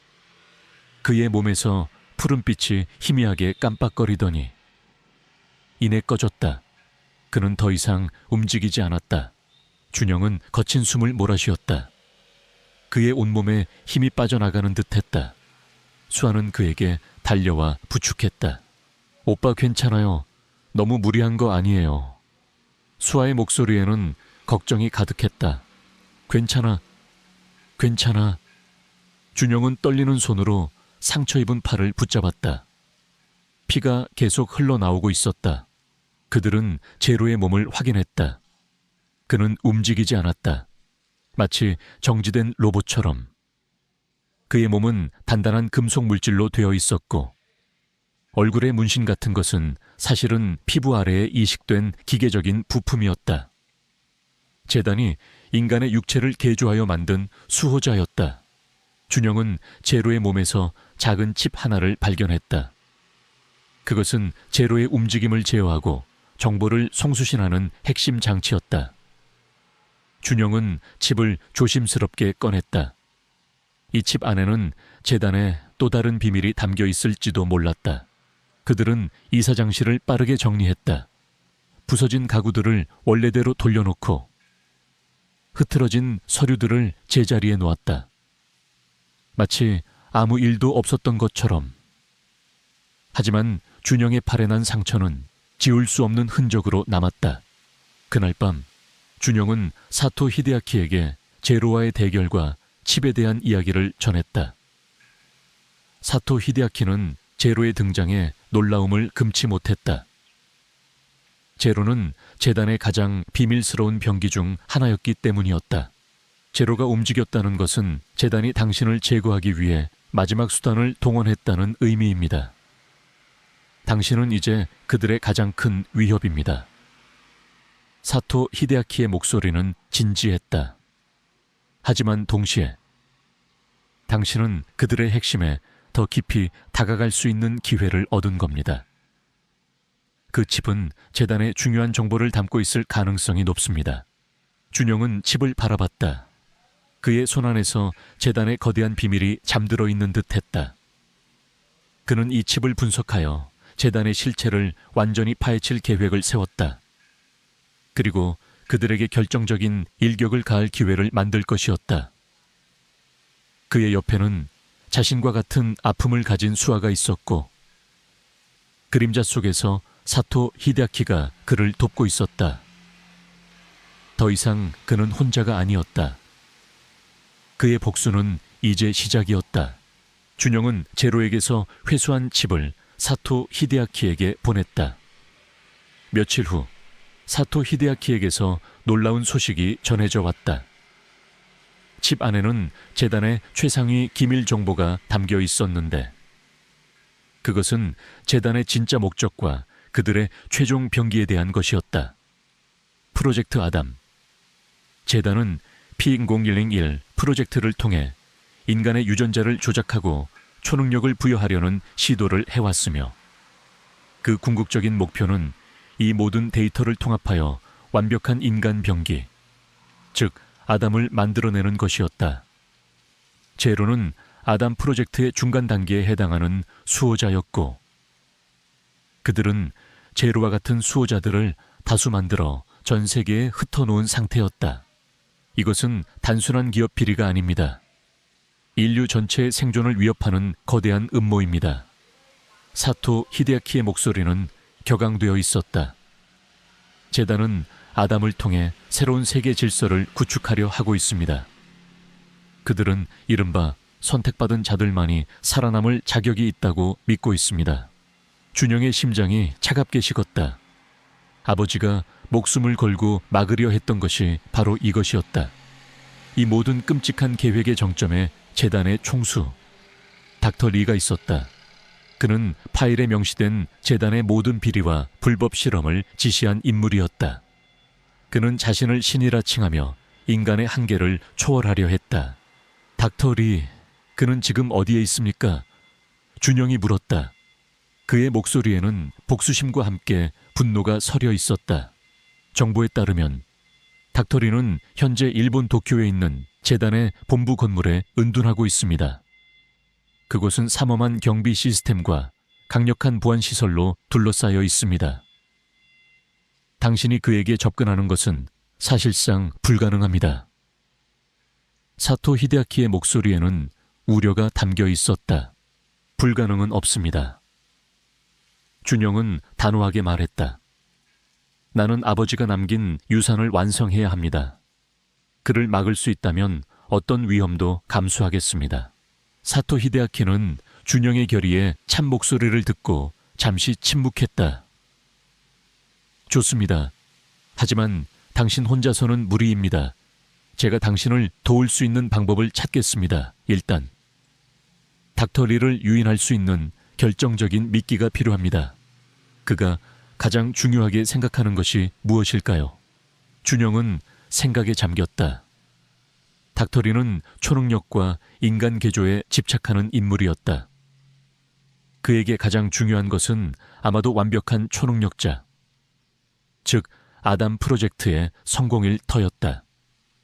그리고 준영 자신은 재단이 실패작으로 분류했지만 누구보다 강력한 초감각 능력을 가진 존재였다. 나입니다. 준영은 나지막이 말했다. 내가 닥터 리를 유인할 수 있는 가장 강력한 미끼입니다. 그는 나를 직접 보고 싶어 할 겁니다. 내가 P001 프로젝트의 결과물이자 그의 아담 프로젝트에 대한 마지막 퍼즐 조각이라고 생각할 겁니다. 사토 히데아키는 준영의 통찰력에 감탄했다. 맞습니다. 그는 당신의 존재를 알게 되는 순간 어떤 수를 써서라도 당신을 손에 넣으려 할 겁니다. 좋습니다.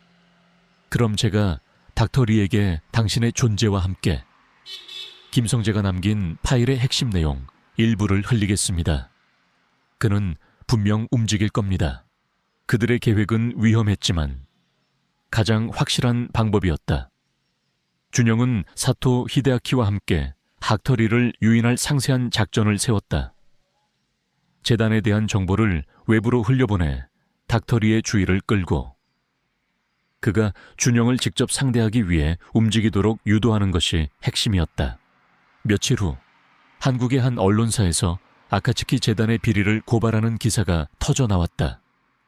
기사에는 재단의 불법적인 자금 세탁과 일부 정치인들과의 유착 관계가 상세히 폭로되어 있었다.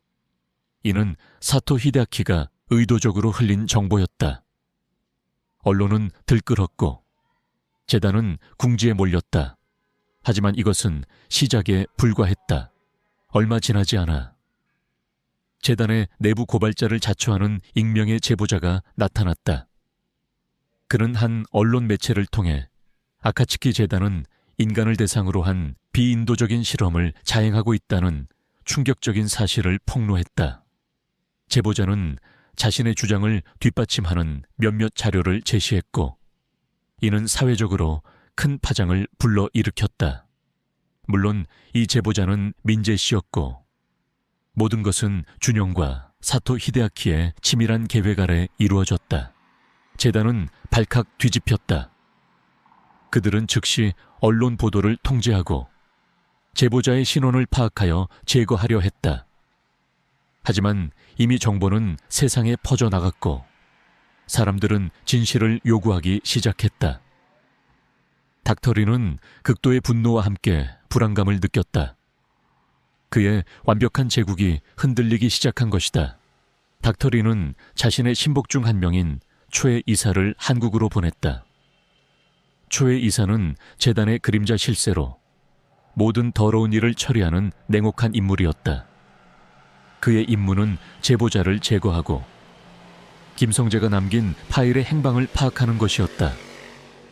그리고 김성재의 아들, 즉 준영을 찾아 처리하는 것. 최 이사는 학교 주변에 잠복하기 시작했다. 그는 준영의 일거수일투족을 감시하며 빈틈을 노렸다. 수아는 그의 존재를 가장 먼저 감지했다. 오빠, 학교 주변에 새로운 그림자가 나타났어요. 지난번 제로보다 훨씬 더 강력하고 교활한 느낌이에요. 분명히 재단의 핵심 인물일 거예요. 수아의 목소리는 긴장으로 가득했다. 준영은 수아의 말에 집중했다. 최 이사라면 닥터리에게 접근할 수 있는 중요한 연결고리가 될 터였다. 그는 최 이사를 이용해 닥터리를 유인하기로 결심했다. 준영은 학교에 최 이사가 보낸 요원들이 잠입해 들어왔다는 것을 일부러 노출시켰다. 그는 학교 CCTV 사각지대에서 요원들을 제압하고 그들의 통신 장비를 통해 최 이사에게 메시지를 보냈다. 닥터리에게 전해라. 김성재의 아들이 모든 것을 알고 있으며 아카츠키 재단의 비밀을 세상에 폭로할 것이다. 최 이사는 준영의 도발에 분노했다. 그는 즉시 본부에 이 사실을 보고했고 닥터리는 예상대로 분노와 함께 흥미를 보였다. 닥터리는 피공룡질 프로젝트의 실패작이 자신에게 도전해 오는 것에 대해 경멸하면서도 그의 능력이 어디까지 발현되었는지 직접 확인하고 싶어 했다. 그리고 김성재가 남긴 파일이 준영의 손에 있다는 확신을 가졌다. 닥터리는 최 이색에 준영을 생포하여 일본 본부로 데려오라고 지시했다. 그리고 파일의 행방을 알아내라고 명령했다. 그의 눈에는 성공에 대한 광적인 집착과 함께 자신에게 도전하는 자에 대한 냉혹한 복수심이 서려 있었다. 최 이사는 준영을 생포하기 위한 대규모 작전을 계획했다. 학교는 그의 목표였다. 학생들을 볼모로 삼아 준영을 유인하려 할 수도 있었다. 준영은 학교의 안전을 최우선으로 생각했다. 그는 수아와 함께 학교에 대한 재단의 침투 경로를 분석하고 학생들을 보호할 방안을 모색했다. 오빠, 저들의 목표는 오빠예요. 학교를 위험에 빠뜨리면 안 돼요. 수아가 걱정스러운 표정으로 말했다. 알아. 그래서 학교 밖에서 그들과 맞설 거야. 준영은 단호하게 말했다. 나는 그들의 예상대로 움직이지 않을 거야. 그들이 예측하지 못하는 곳에서 그들을 기다릴 거야. 준영은 사토 히데아키와 상의하여 최 이사를 유인할 장소를 물색했다. 그들이 선택한 곳은 서울 외곽에 버려진 폐공장이었다. 그곳은 복잡한 구조와 어두운 공간으로 이루어져 있었고 준영의 초감각 능력을 최대한으로 활용할 수 있는 최적의 장소였다. 작전 당일 준영은 경비원 제복을 벗고 어두운 색의 전투복을 입었다. 그의 허리에는 작은 단검과 호신용 장비들이 주렁주렁 매달려 있었다. 그는 지난 밤새 자신의 능력을 극한까지 끌어올리기 위한 훈련을 했다. 그의 몸에서는 푸른빛이 희미하게 감돌았다. 수아는 그의 옆에서 긴장한 표정으로 그를 지켜보고 있었다. 오빠, 조심하세요. 초의 이사는 제가 본 사람 중에 가장 어둡고 위험한 사람이에요. 수아가 걱정스러운 목소리로 말했다. 걱정 마. 나는 혼자가 아니니까. 준영은 수아의 어깨를 두드려 주었다. 그리고는 민에게 연락했다. 그녀에게 도움을 요청하기 위해서였다. 미나는 준영의 유일한 친구이자 그가 가장 신뢰하는 사람이었다.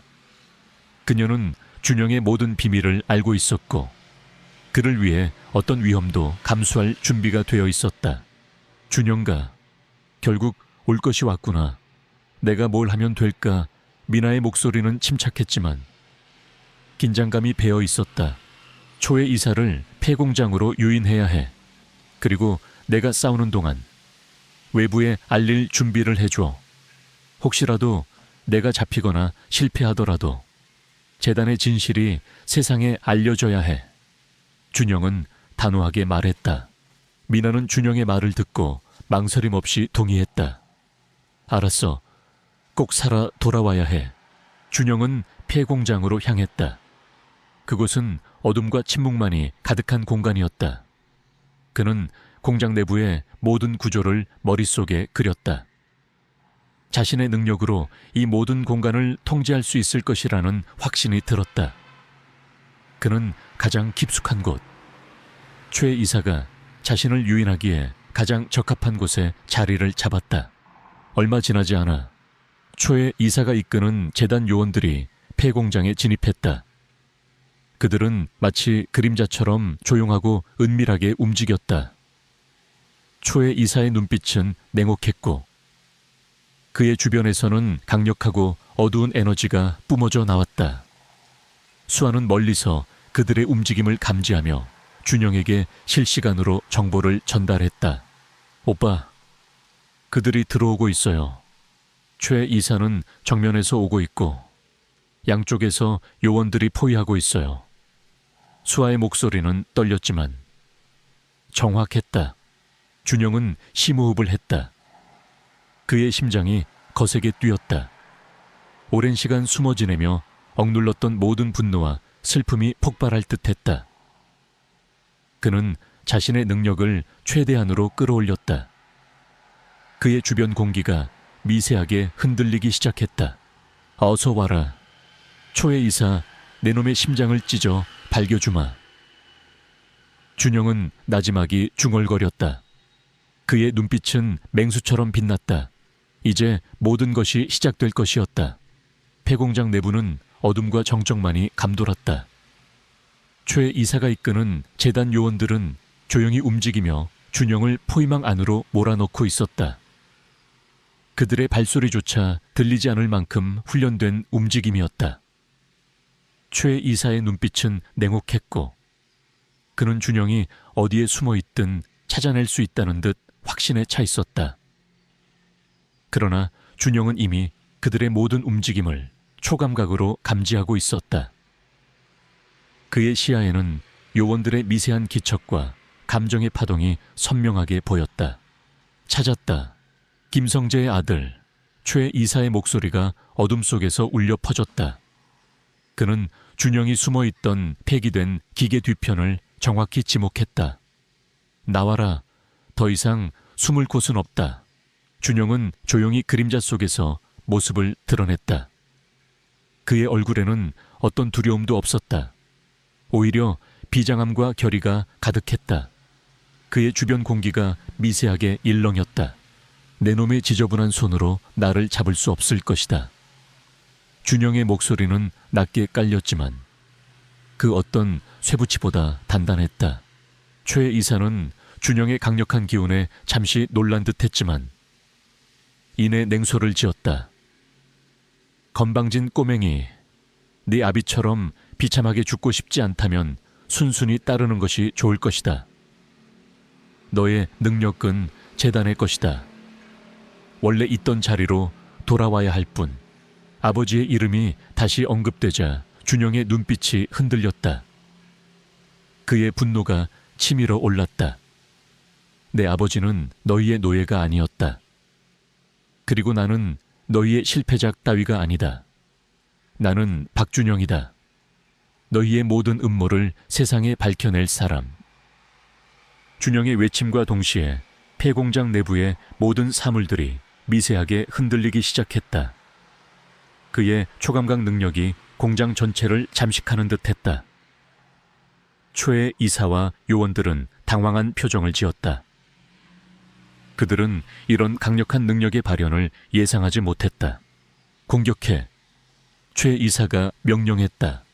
요원들이 일제히 준영에게 달려들었다. 그들은 특수훈련을 받은 전투 전문가들이었다. 빠르고 정확한 움직임으로 준영을 향해 몽둥이와 총을 겨눴다. 하지만 준영은 이미 그들의 움직임을 예측하고 있었다.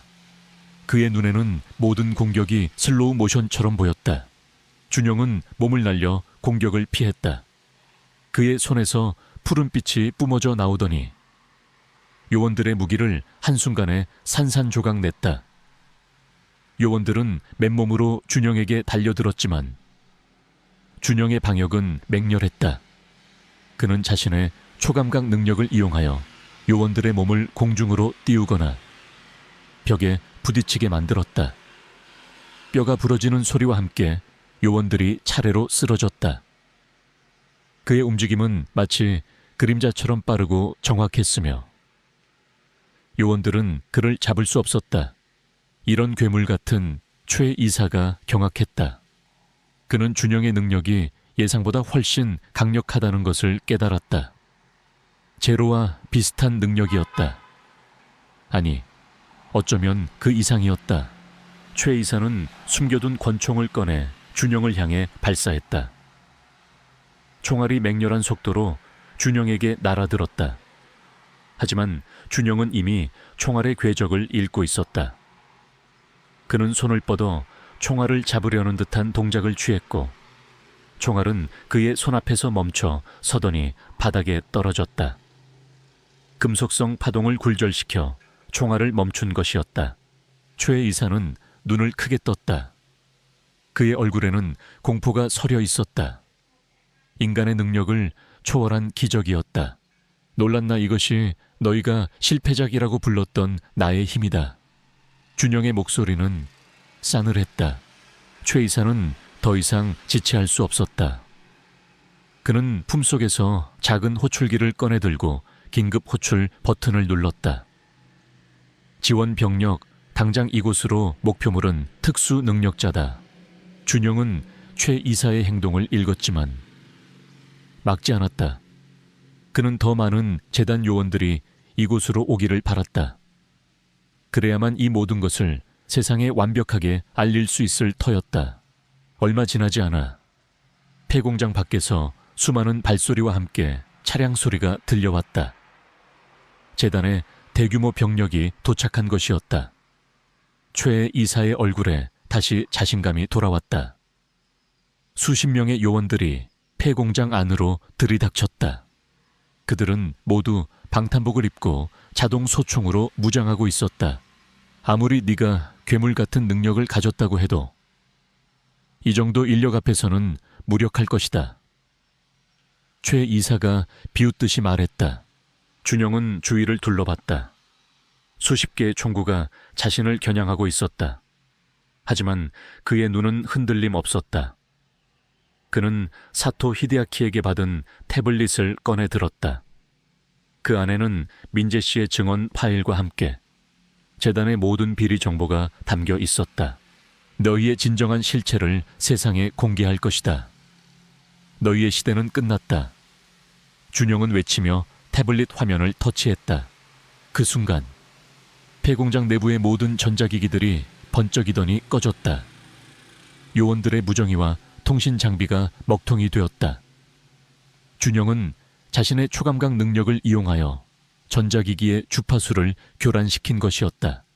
이런 빌어먹을 요원들이 당황하여 소리쳤다. 혼란스러운 틈을 타 준영은 폐공장의 모든 문과 창문을 강력한 염력으로 봉쇄했다. 철제문들이 굉음을 내며 닫혔고 창문들이 깨지며 철제 바리케이드로 막혔다. 공장은 순식간에 거대한 감옥으로 변했다. 어디도 못 간다. 초의 이사, 여기서 너희의 모든 죄를 심판받게 될 것이다. 준영의 목소리는 차갑고 단호했다.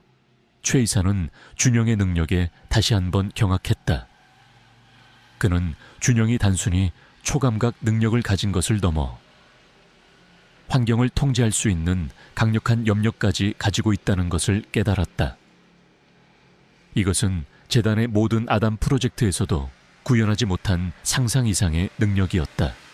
폐공장 안은 아수라장이 되었다. 요원들은 혼란 속에서 출구를 찾으려 애썼지만 준영의 강력한 염력에 의해 모든 통로가 막혀 있었다. 준영은 그들을 하나씩 제압하기 시작했다. 그는 어둠 속에서 그림자처럼 움직이며 요원들의 뒤통수를 강타하거나 염력으로 그들을 들어올려 바닥에 내리쳤다. 요원들의 비명소리가 폐공장 안에 울려 퍼졌다. 최 이사는 준영의 맹렬한 공격에 패닉에 빠졌다. 그는 준영이 실패작이 아니라 재단이 만들어낸 가장 강력한 궁극 병기라는 것을 깨달았다. 그는 자신의 목숨이 위태롭다는 것을 직감했다. 닥터리는 너 같은 괴물을 원하지 않을 것이다. 네가 이 모든 것을 세상에 알리면 재단뿐만 아니라 너 자신도 파멸할 것이다. 최 이사가 필사적으로 소리쳤다. 나는 파멸을 두려워하지 않는다. 나는 진실을 밝히고 너희의 악행에 대한 대가를 치르게 할 것이다. 준영은 최 이사를 향해 돌진했다. 그의 손에서는 강력한 푸른빛 에너지가 뿜어져 나왔다. 최 이사는 준영의 공격을 막기 위해 자신의 몸에서 검은 연기를 뿜어냈다. 그것은 재단이 최 이색에 주입한 특수 약물이었다. 그의 몸이 거대하게 부풀어 오르고 피부가 단단한 갑옷처럼 변했다. 그의 눈은 붉게 물들었고 손에서는 날카로운 발톱이 튀어나왔다. 그는 마치 인간이 아닌 괴물처럼 변해갔다. 재단이 인간 개조 실험의 또 다른 형태로 최 이사를 강화 인간으로 만들었던 것이다. 네가 괴물이라면 나도 괴물이다. 내 놈의 피를 뽑아주마. 최 이사가 맹렬하게 준영에게 달려들었다. 그의 움직임은 엄청난 속도와 파괴력을 동반했다. 준영은 최 이사의 변화에 놀랐지만 당황하지 않았다. 그는 자신의 초감각으로 최 이사의 움직임을 예측하고 공격을 피했다. 그의 몸은 최 이사의 공격을 맞았지만 강력한 에너지 방어막으로 충격을 흡수했다. 두 괴물 같은 존재의 싸움이 폐공장 안에서 벌어졌다. 최 이사는 강력한 물리력으로 준영을 압박했지만 준영은 초감각과 염력으로 그를 농락했다. 그는 최 이사의 움직임을 꿰뚫어 보고 그의 약점을 정확히 공격했다. 그의 주변에 떠다니는 철제 구조물과 잔해들이 최 이사를 향해 날아갔다. 싸움은 치열했지만 결국 준영의 승리였다. 그는 최 이사의 몸에 강력한 정신 에너지를 집중하여 그의 내부 시스템을 마비시켰다. 최 이사는 고통스러운 비명을 지르며 쓰러졌다. 그의 몸에서 검은 연기가 사라지고 다시 인간의 모습으로 돌아왔지만 그의 눈은 이미 생기를 잃었다. 준영은 쓰러진 최 이사의 몸에서 태블릿을 회수했다. 그리고 태블릿에 미리 입력해둔 재단 비리 폭로 스위치를 눌렀다. 동시에 폐공장 안에 설치해둔 소형 무선 전송 장치들이 일제히 작동하기 시작했다. 미나가 기다리고 있는 외부에 모든 정보가 실시간으로 전송되는 순간이었다. 준영은 폐공장 밖으로 나왔다. 그의 몸은 만신창이가 되었지만 그의 눈빛은 승리의 빛으로 빛나고 있었다. 새벽 공기가 그의 얼굴을 스쳤다. 그는 밤새워 기다리고 있던 민에게 전화를 걸었다. 모든 정보를 전송했어. 지금부터 언론에 공개해줘. 그리고 이 폐공장의 위치를 경찰에 제보해. 재단 요원들이 이곳에 있다. 준영의 목소리는 낮고 차분했지만 결의에 차 있었다. 알았어. 준영가, 수고했어. 이제 우리는 끝을 볼 수 있을 거야. 미나의 목소리에는 안도감과 함께 비장함이 섞여 있었다. 날이 밝아오고 있었다. 폐공장 밖에는 이미 미나가 보낸 경찰차와 언론사 차량들이 모여들기 시작했다. 사이렌 소리와 함께 플래시가 번쩍였다. 준영은 멀리서 그 모습을 지켜봤다. 그의 얼굴에는 희미한 미소가 떠올랐다. 그의 싸움은 이제 시작에 불과했지만 첫 번째 승리를 거머쥔 것이었다. 재단의 거대한 음모는 이제 세상에 드러날 것이었다. 그리고 그는 닥터리를 향한 마지막 복수의 칼날을 갈기 시작했다. 폐공장에서의 격전 이후 재단은 큰 타격을 입었다. 최 이사가 이끄는 요원들이 모두 제압되었고 미나가 폭로한 재단의 비리 정보는 언론을 통해 삽시간에 전 세계로 퍼져나갔다. 아카츠키 재단의 비인도적인 인간 실험이라는 제목의 기사들은 충격과 공포를 불러일으켰고 사람들은 재단의 실체에 경악했다. 각국의 정부와 국제기구들은 즉시 재단에 대한 조사를 착수하겠다고 발표했다. 닥터리의 완벽한 제국은 흔들리기 시작했다. 하지만 닥터리는 쉽게 무너지지 않았다. 그는 오랜 세월 동안 쌓아올린 막대한 부하 권력을 이용해 언론을 통제하고 정치권의 로비를 펼쳤다. 일부 언론은 재단의 발표를 인용하여 준영의 폭로가 조작된 허위 사실이라고 보도하기 시작했고 재단의 강력한 로비는 국제조사를 지연시키려 했다. 닥터리는 준영을 정신 이상자 또는 극단주의 테러리스트로 몰아쓰며 여론을 조작하려 했다. 준영은 이러한 재단의 역공에 좌절하지 않았다. 그는 사토 히데아키와 긴밀히 협력하며 추가적인 증거를 확보하고 재단의 여론 조작에 맞섰다.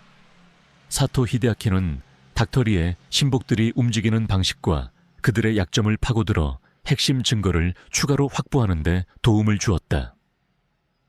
민재 씨의 증언을 담은 영상과 녹취록은 재단의 반박을 무력화시키는 결정적인 증거가 되었다.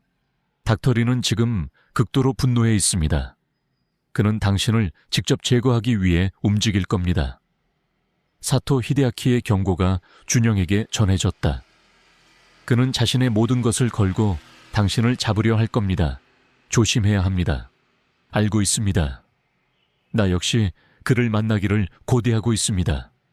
준영의 목소리는 차분했지만 그 안에는 끓어오르는 복수심이 담겨 있었다. 며칠 후 준영은 사토 히데아키에게서 닥터리가 직접 움직인다는 정보를 받았다. 닥터리는 자신의 궁극 병기, 즉 완벽한 아담을 완성하기 위한 마지막 핵심 기술을 확보하기 위해 한국으로 비밀리에 입국할 예정이었다. 그리고 그 기술의 핵심은 바로 준영 자신, 즉 그의 강력한 초감각 능력에 있었다.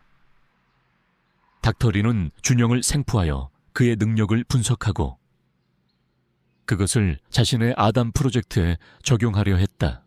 준영은 닥터리가 올 것을 예상하고 있었다. 그는 닥터리를 제거하기 위한 마지막 계획을 세웠다. 재단의 봉오지인 일본 도쿄로 가는 것은 너무나 위험하고 어려운 일이었다.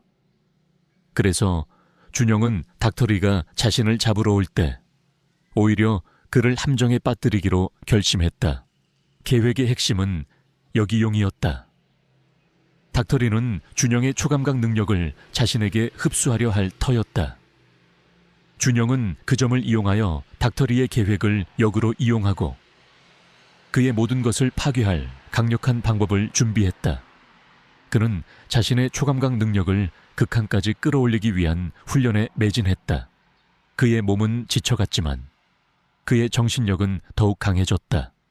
수아는 그의 옆에서 그의 능력을 안정화시키고 혹시 모를 위험을 감지하며 그를 도왔다. 오빠, 너무 무리하는 거 아니에요. 능력을 너무 쓰면 위험할 수도 있어요. 수아가 걱정스러운 표정으로 말했다. 괜찮아. 수아야, 이것이 마지막이야. 모든 것을 끝낼 거야. 준영은 수아의 머리를 쓰다듬으며 말했다. 닥터리는 자신이 개발한 최첨단 추적 장치와 비밀리에 한국에 잠입한 정예 요원들을 이끌고 준영을 쫓았다. 그는 준영이 학교에 숨어 있을 것이라고 예상했지만 준영은 이미 학교를 벗어나 미나가 마련한 은신처로 이동한 상태였다. 닥터리는 준영의 예측 불가능한 움직임에 당황했지만 그의 추적은 더욱 집요해졌다. 결국 닥터리는 준영이 숨어있는 은신처를 찾아냈다. 그곳은 서울 도심 외곽에 위치한 오래된 아파트 단지였다. 닥터리는 수십 명의 무장 요원들을 이끌고 준영의 은신처를 포위했다. 그의 얼굴에는 오랜 추적 끝에 목표물을 발견했다는 만족감과 함께 준영을 손에 넣으려는 광적인 집착이 서려 있었다. 김성재의 아들아, 이제 더 이상 숨을 곳은 없다. 나와라. 네 아비의 피를 더럽히지 말고 순순히 나와라. 닥터리의 목소리가 확성기를 통해 울려 퍼졌다. 그의 목소리에는 압도적인 권위와 함께 기이한 광기가 서려 있었다. 준영은 은신처 안에서 조용히 숨을 고르고 있었다. 그의 눈은 닥터리의 추악한 본성을 꿰뚫어 보는 듯했다. 수아는 준영의 옆에서 긴장한 표정으로 주변의 기척을 감지하고 있었다. 오빠, 그들이 들어오고 있어요. 아주 많아요. 수아의 목소리는 떨렸다. 걱정 마. 수아야, 모든 것은 계획대로야. 준영은 담담하게 말했다. 닥터리의 명령과 함께 요원들이 은신처의 문을 부수고 들이닥쳤다. 그들은 준영을 생포하기 위해 맹렬하게 달려들었다. 하지만 은신처 안은 이미 준영이 설치해둔 함정으로 가득했다. 준영은 자신의 초감각 능력을 이용하여 요원들의 움직임을 예측하고 그들을 교란시켰다. 벽에 설치된 숨겨진 장치들이 작동하며 요원들을 향해 최루탄과 섬광탄을 터뜨렸다. 혼란 속에서 요원들은 서로를 공격하거나 쓰러졌다. 준영은 어둠과 혼란 속에서 유령처럼 움직이며 요원들을 하나씩 제압했다. 그의 주먹과 발차기는 빠르고 정확했다. 그는 요원들의 약점을 정확히 공격하여 그들을 무력화시켰다. 수아는 준영의 지시에 따라 은신처의 전력 시스템을 교란시키고 요원들의 무정의를 먹통으로 만들었다. 그녀의 능력은 준영의 싸움을 더욱 유리하게 만들었다. 결국 수십 명의 재단 요원들이 쓰러졌다. 닥터리는 자신의 신복들이 준영 한 사람에게 속수무책으로 당하는 모습에 경악했다. 그의 얼굴에는 분노와 함께 믿을 수 없다는 표정이 스쳐 지나갔다. 이런, 감히 내 놈이. 닥터리는 비명을 지르듯이 외쳤다. 그는 자신의 품속에서 작은 총을 꺼내 들었다. 그것은 평범한 총이 아니었다. 푸른빛이 감도는 총구에서는 강력한 에너지 파동이 느껴졌다. 재단이 개발한 특수 무기였다. 닥터리. 결국 직접 모습을 드러내는군요. 준영은 닥터리의 앞에 나타났다. 그의 몸은 만신창이가 되었지만 그의 눈빛은 흔들림 없었다. 닥터리는 준영을 응시했다. 그의 눈빛에는 광적인 집착이 담겨 있었다. 놀랍군. 김성재의 아들. 네가 이토록 강력한 능력을 가지고 있을 줄이야. 역시 너는 나의 아담 프로젝트의 마지막 퍼즐 조각이야. 너의 능력을 손에 넣으면 나는 완벽한 신이 될 수 있다. 닥터리는 광기 어린 미소를 지으며 총을 준영에게 겨눴다. 이제 너의 모든 것을 내게 바쳐라. 그가 방가쇠를 당기려는 순간 준영은 자신의 초감각 능력을 극한까지 끌어올렸다. 그의 주변 공기가 마치 폭풍처럼 휘몰아쳤다. 그의 온몸에서 강력한 푸른빛 에너지가 뿜어져 나왔다. 그것은 지금까지 그가 보여줬던 어떤 능력보다 강력한 것이었다. 닥터리의 총에서 푸른 에너지탄이 발사되었다. 하지만 준영은 이미 그것을 예측하고 있었다. 그는 한 손을 뻗어 에너지탄을 막아냈다.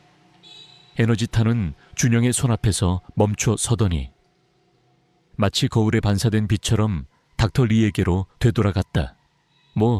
뭐라고 불가능해. 닥터 리는 경악하며 소리쳤다. 에너지탄은 닥터리의 몸을 강타했다.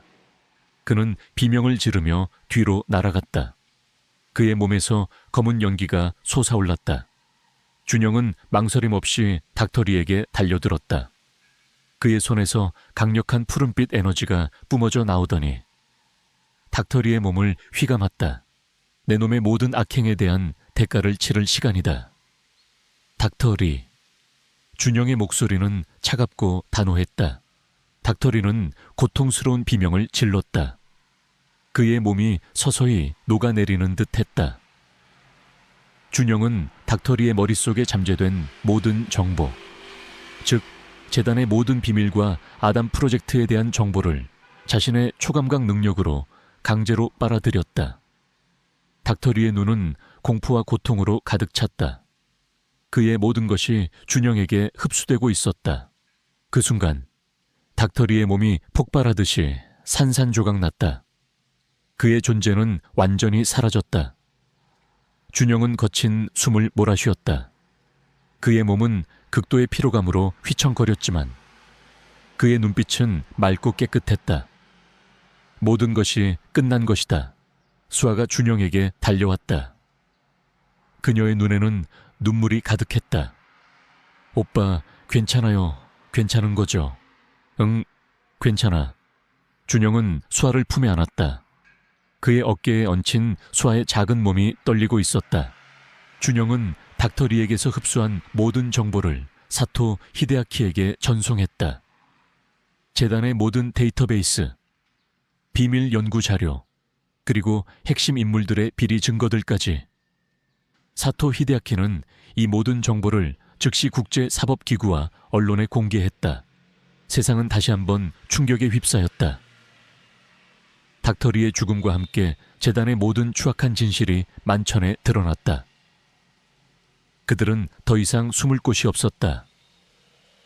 각국의 정부는 재단의 잔당들을 체포하고 그들의 모든 자산을 동결시켰다. 재단은 역사 속으로 사라졌다.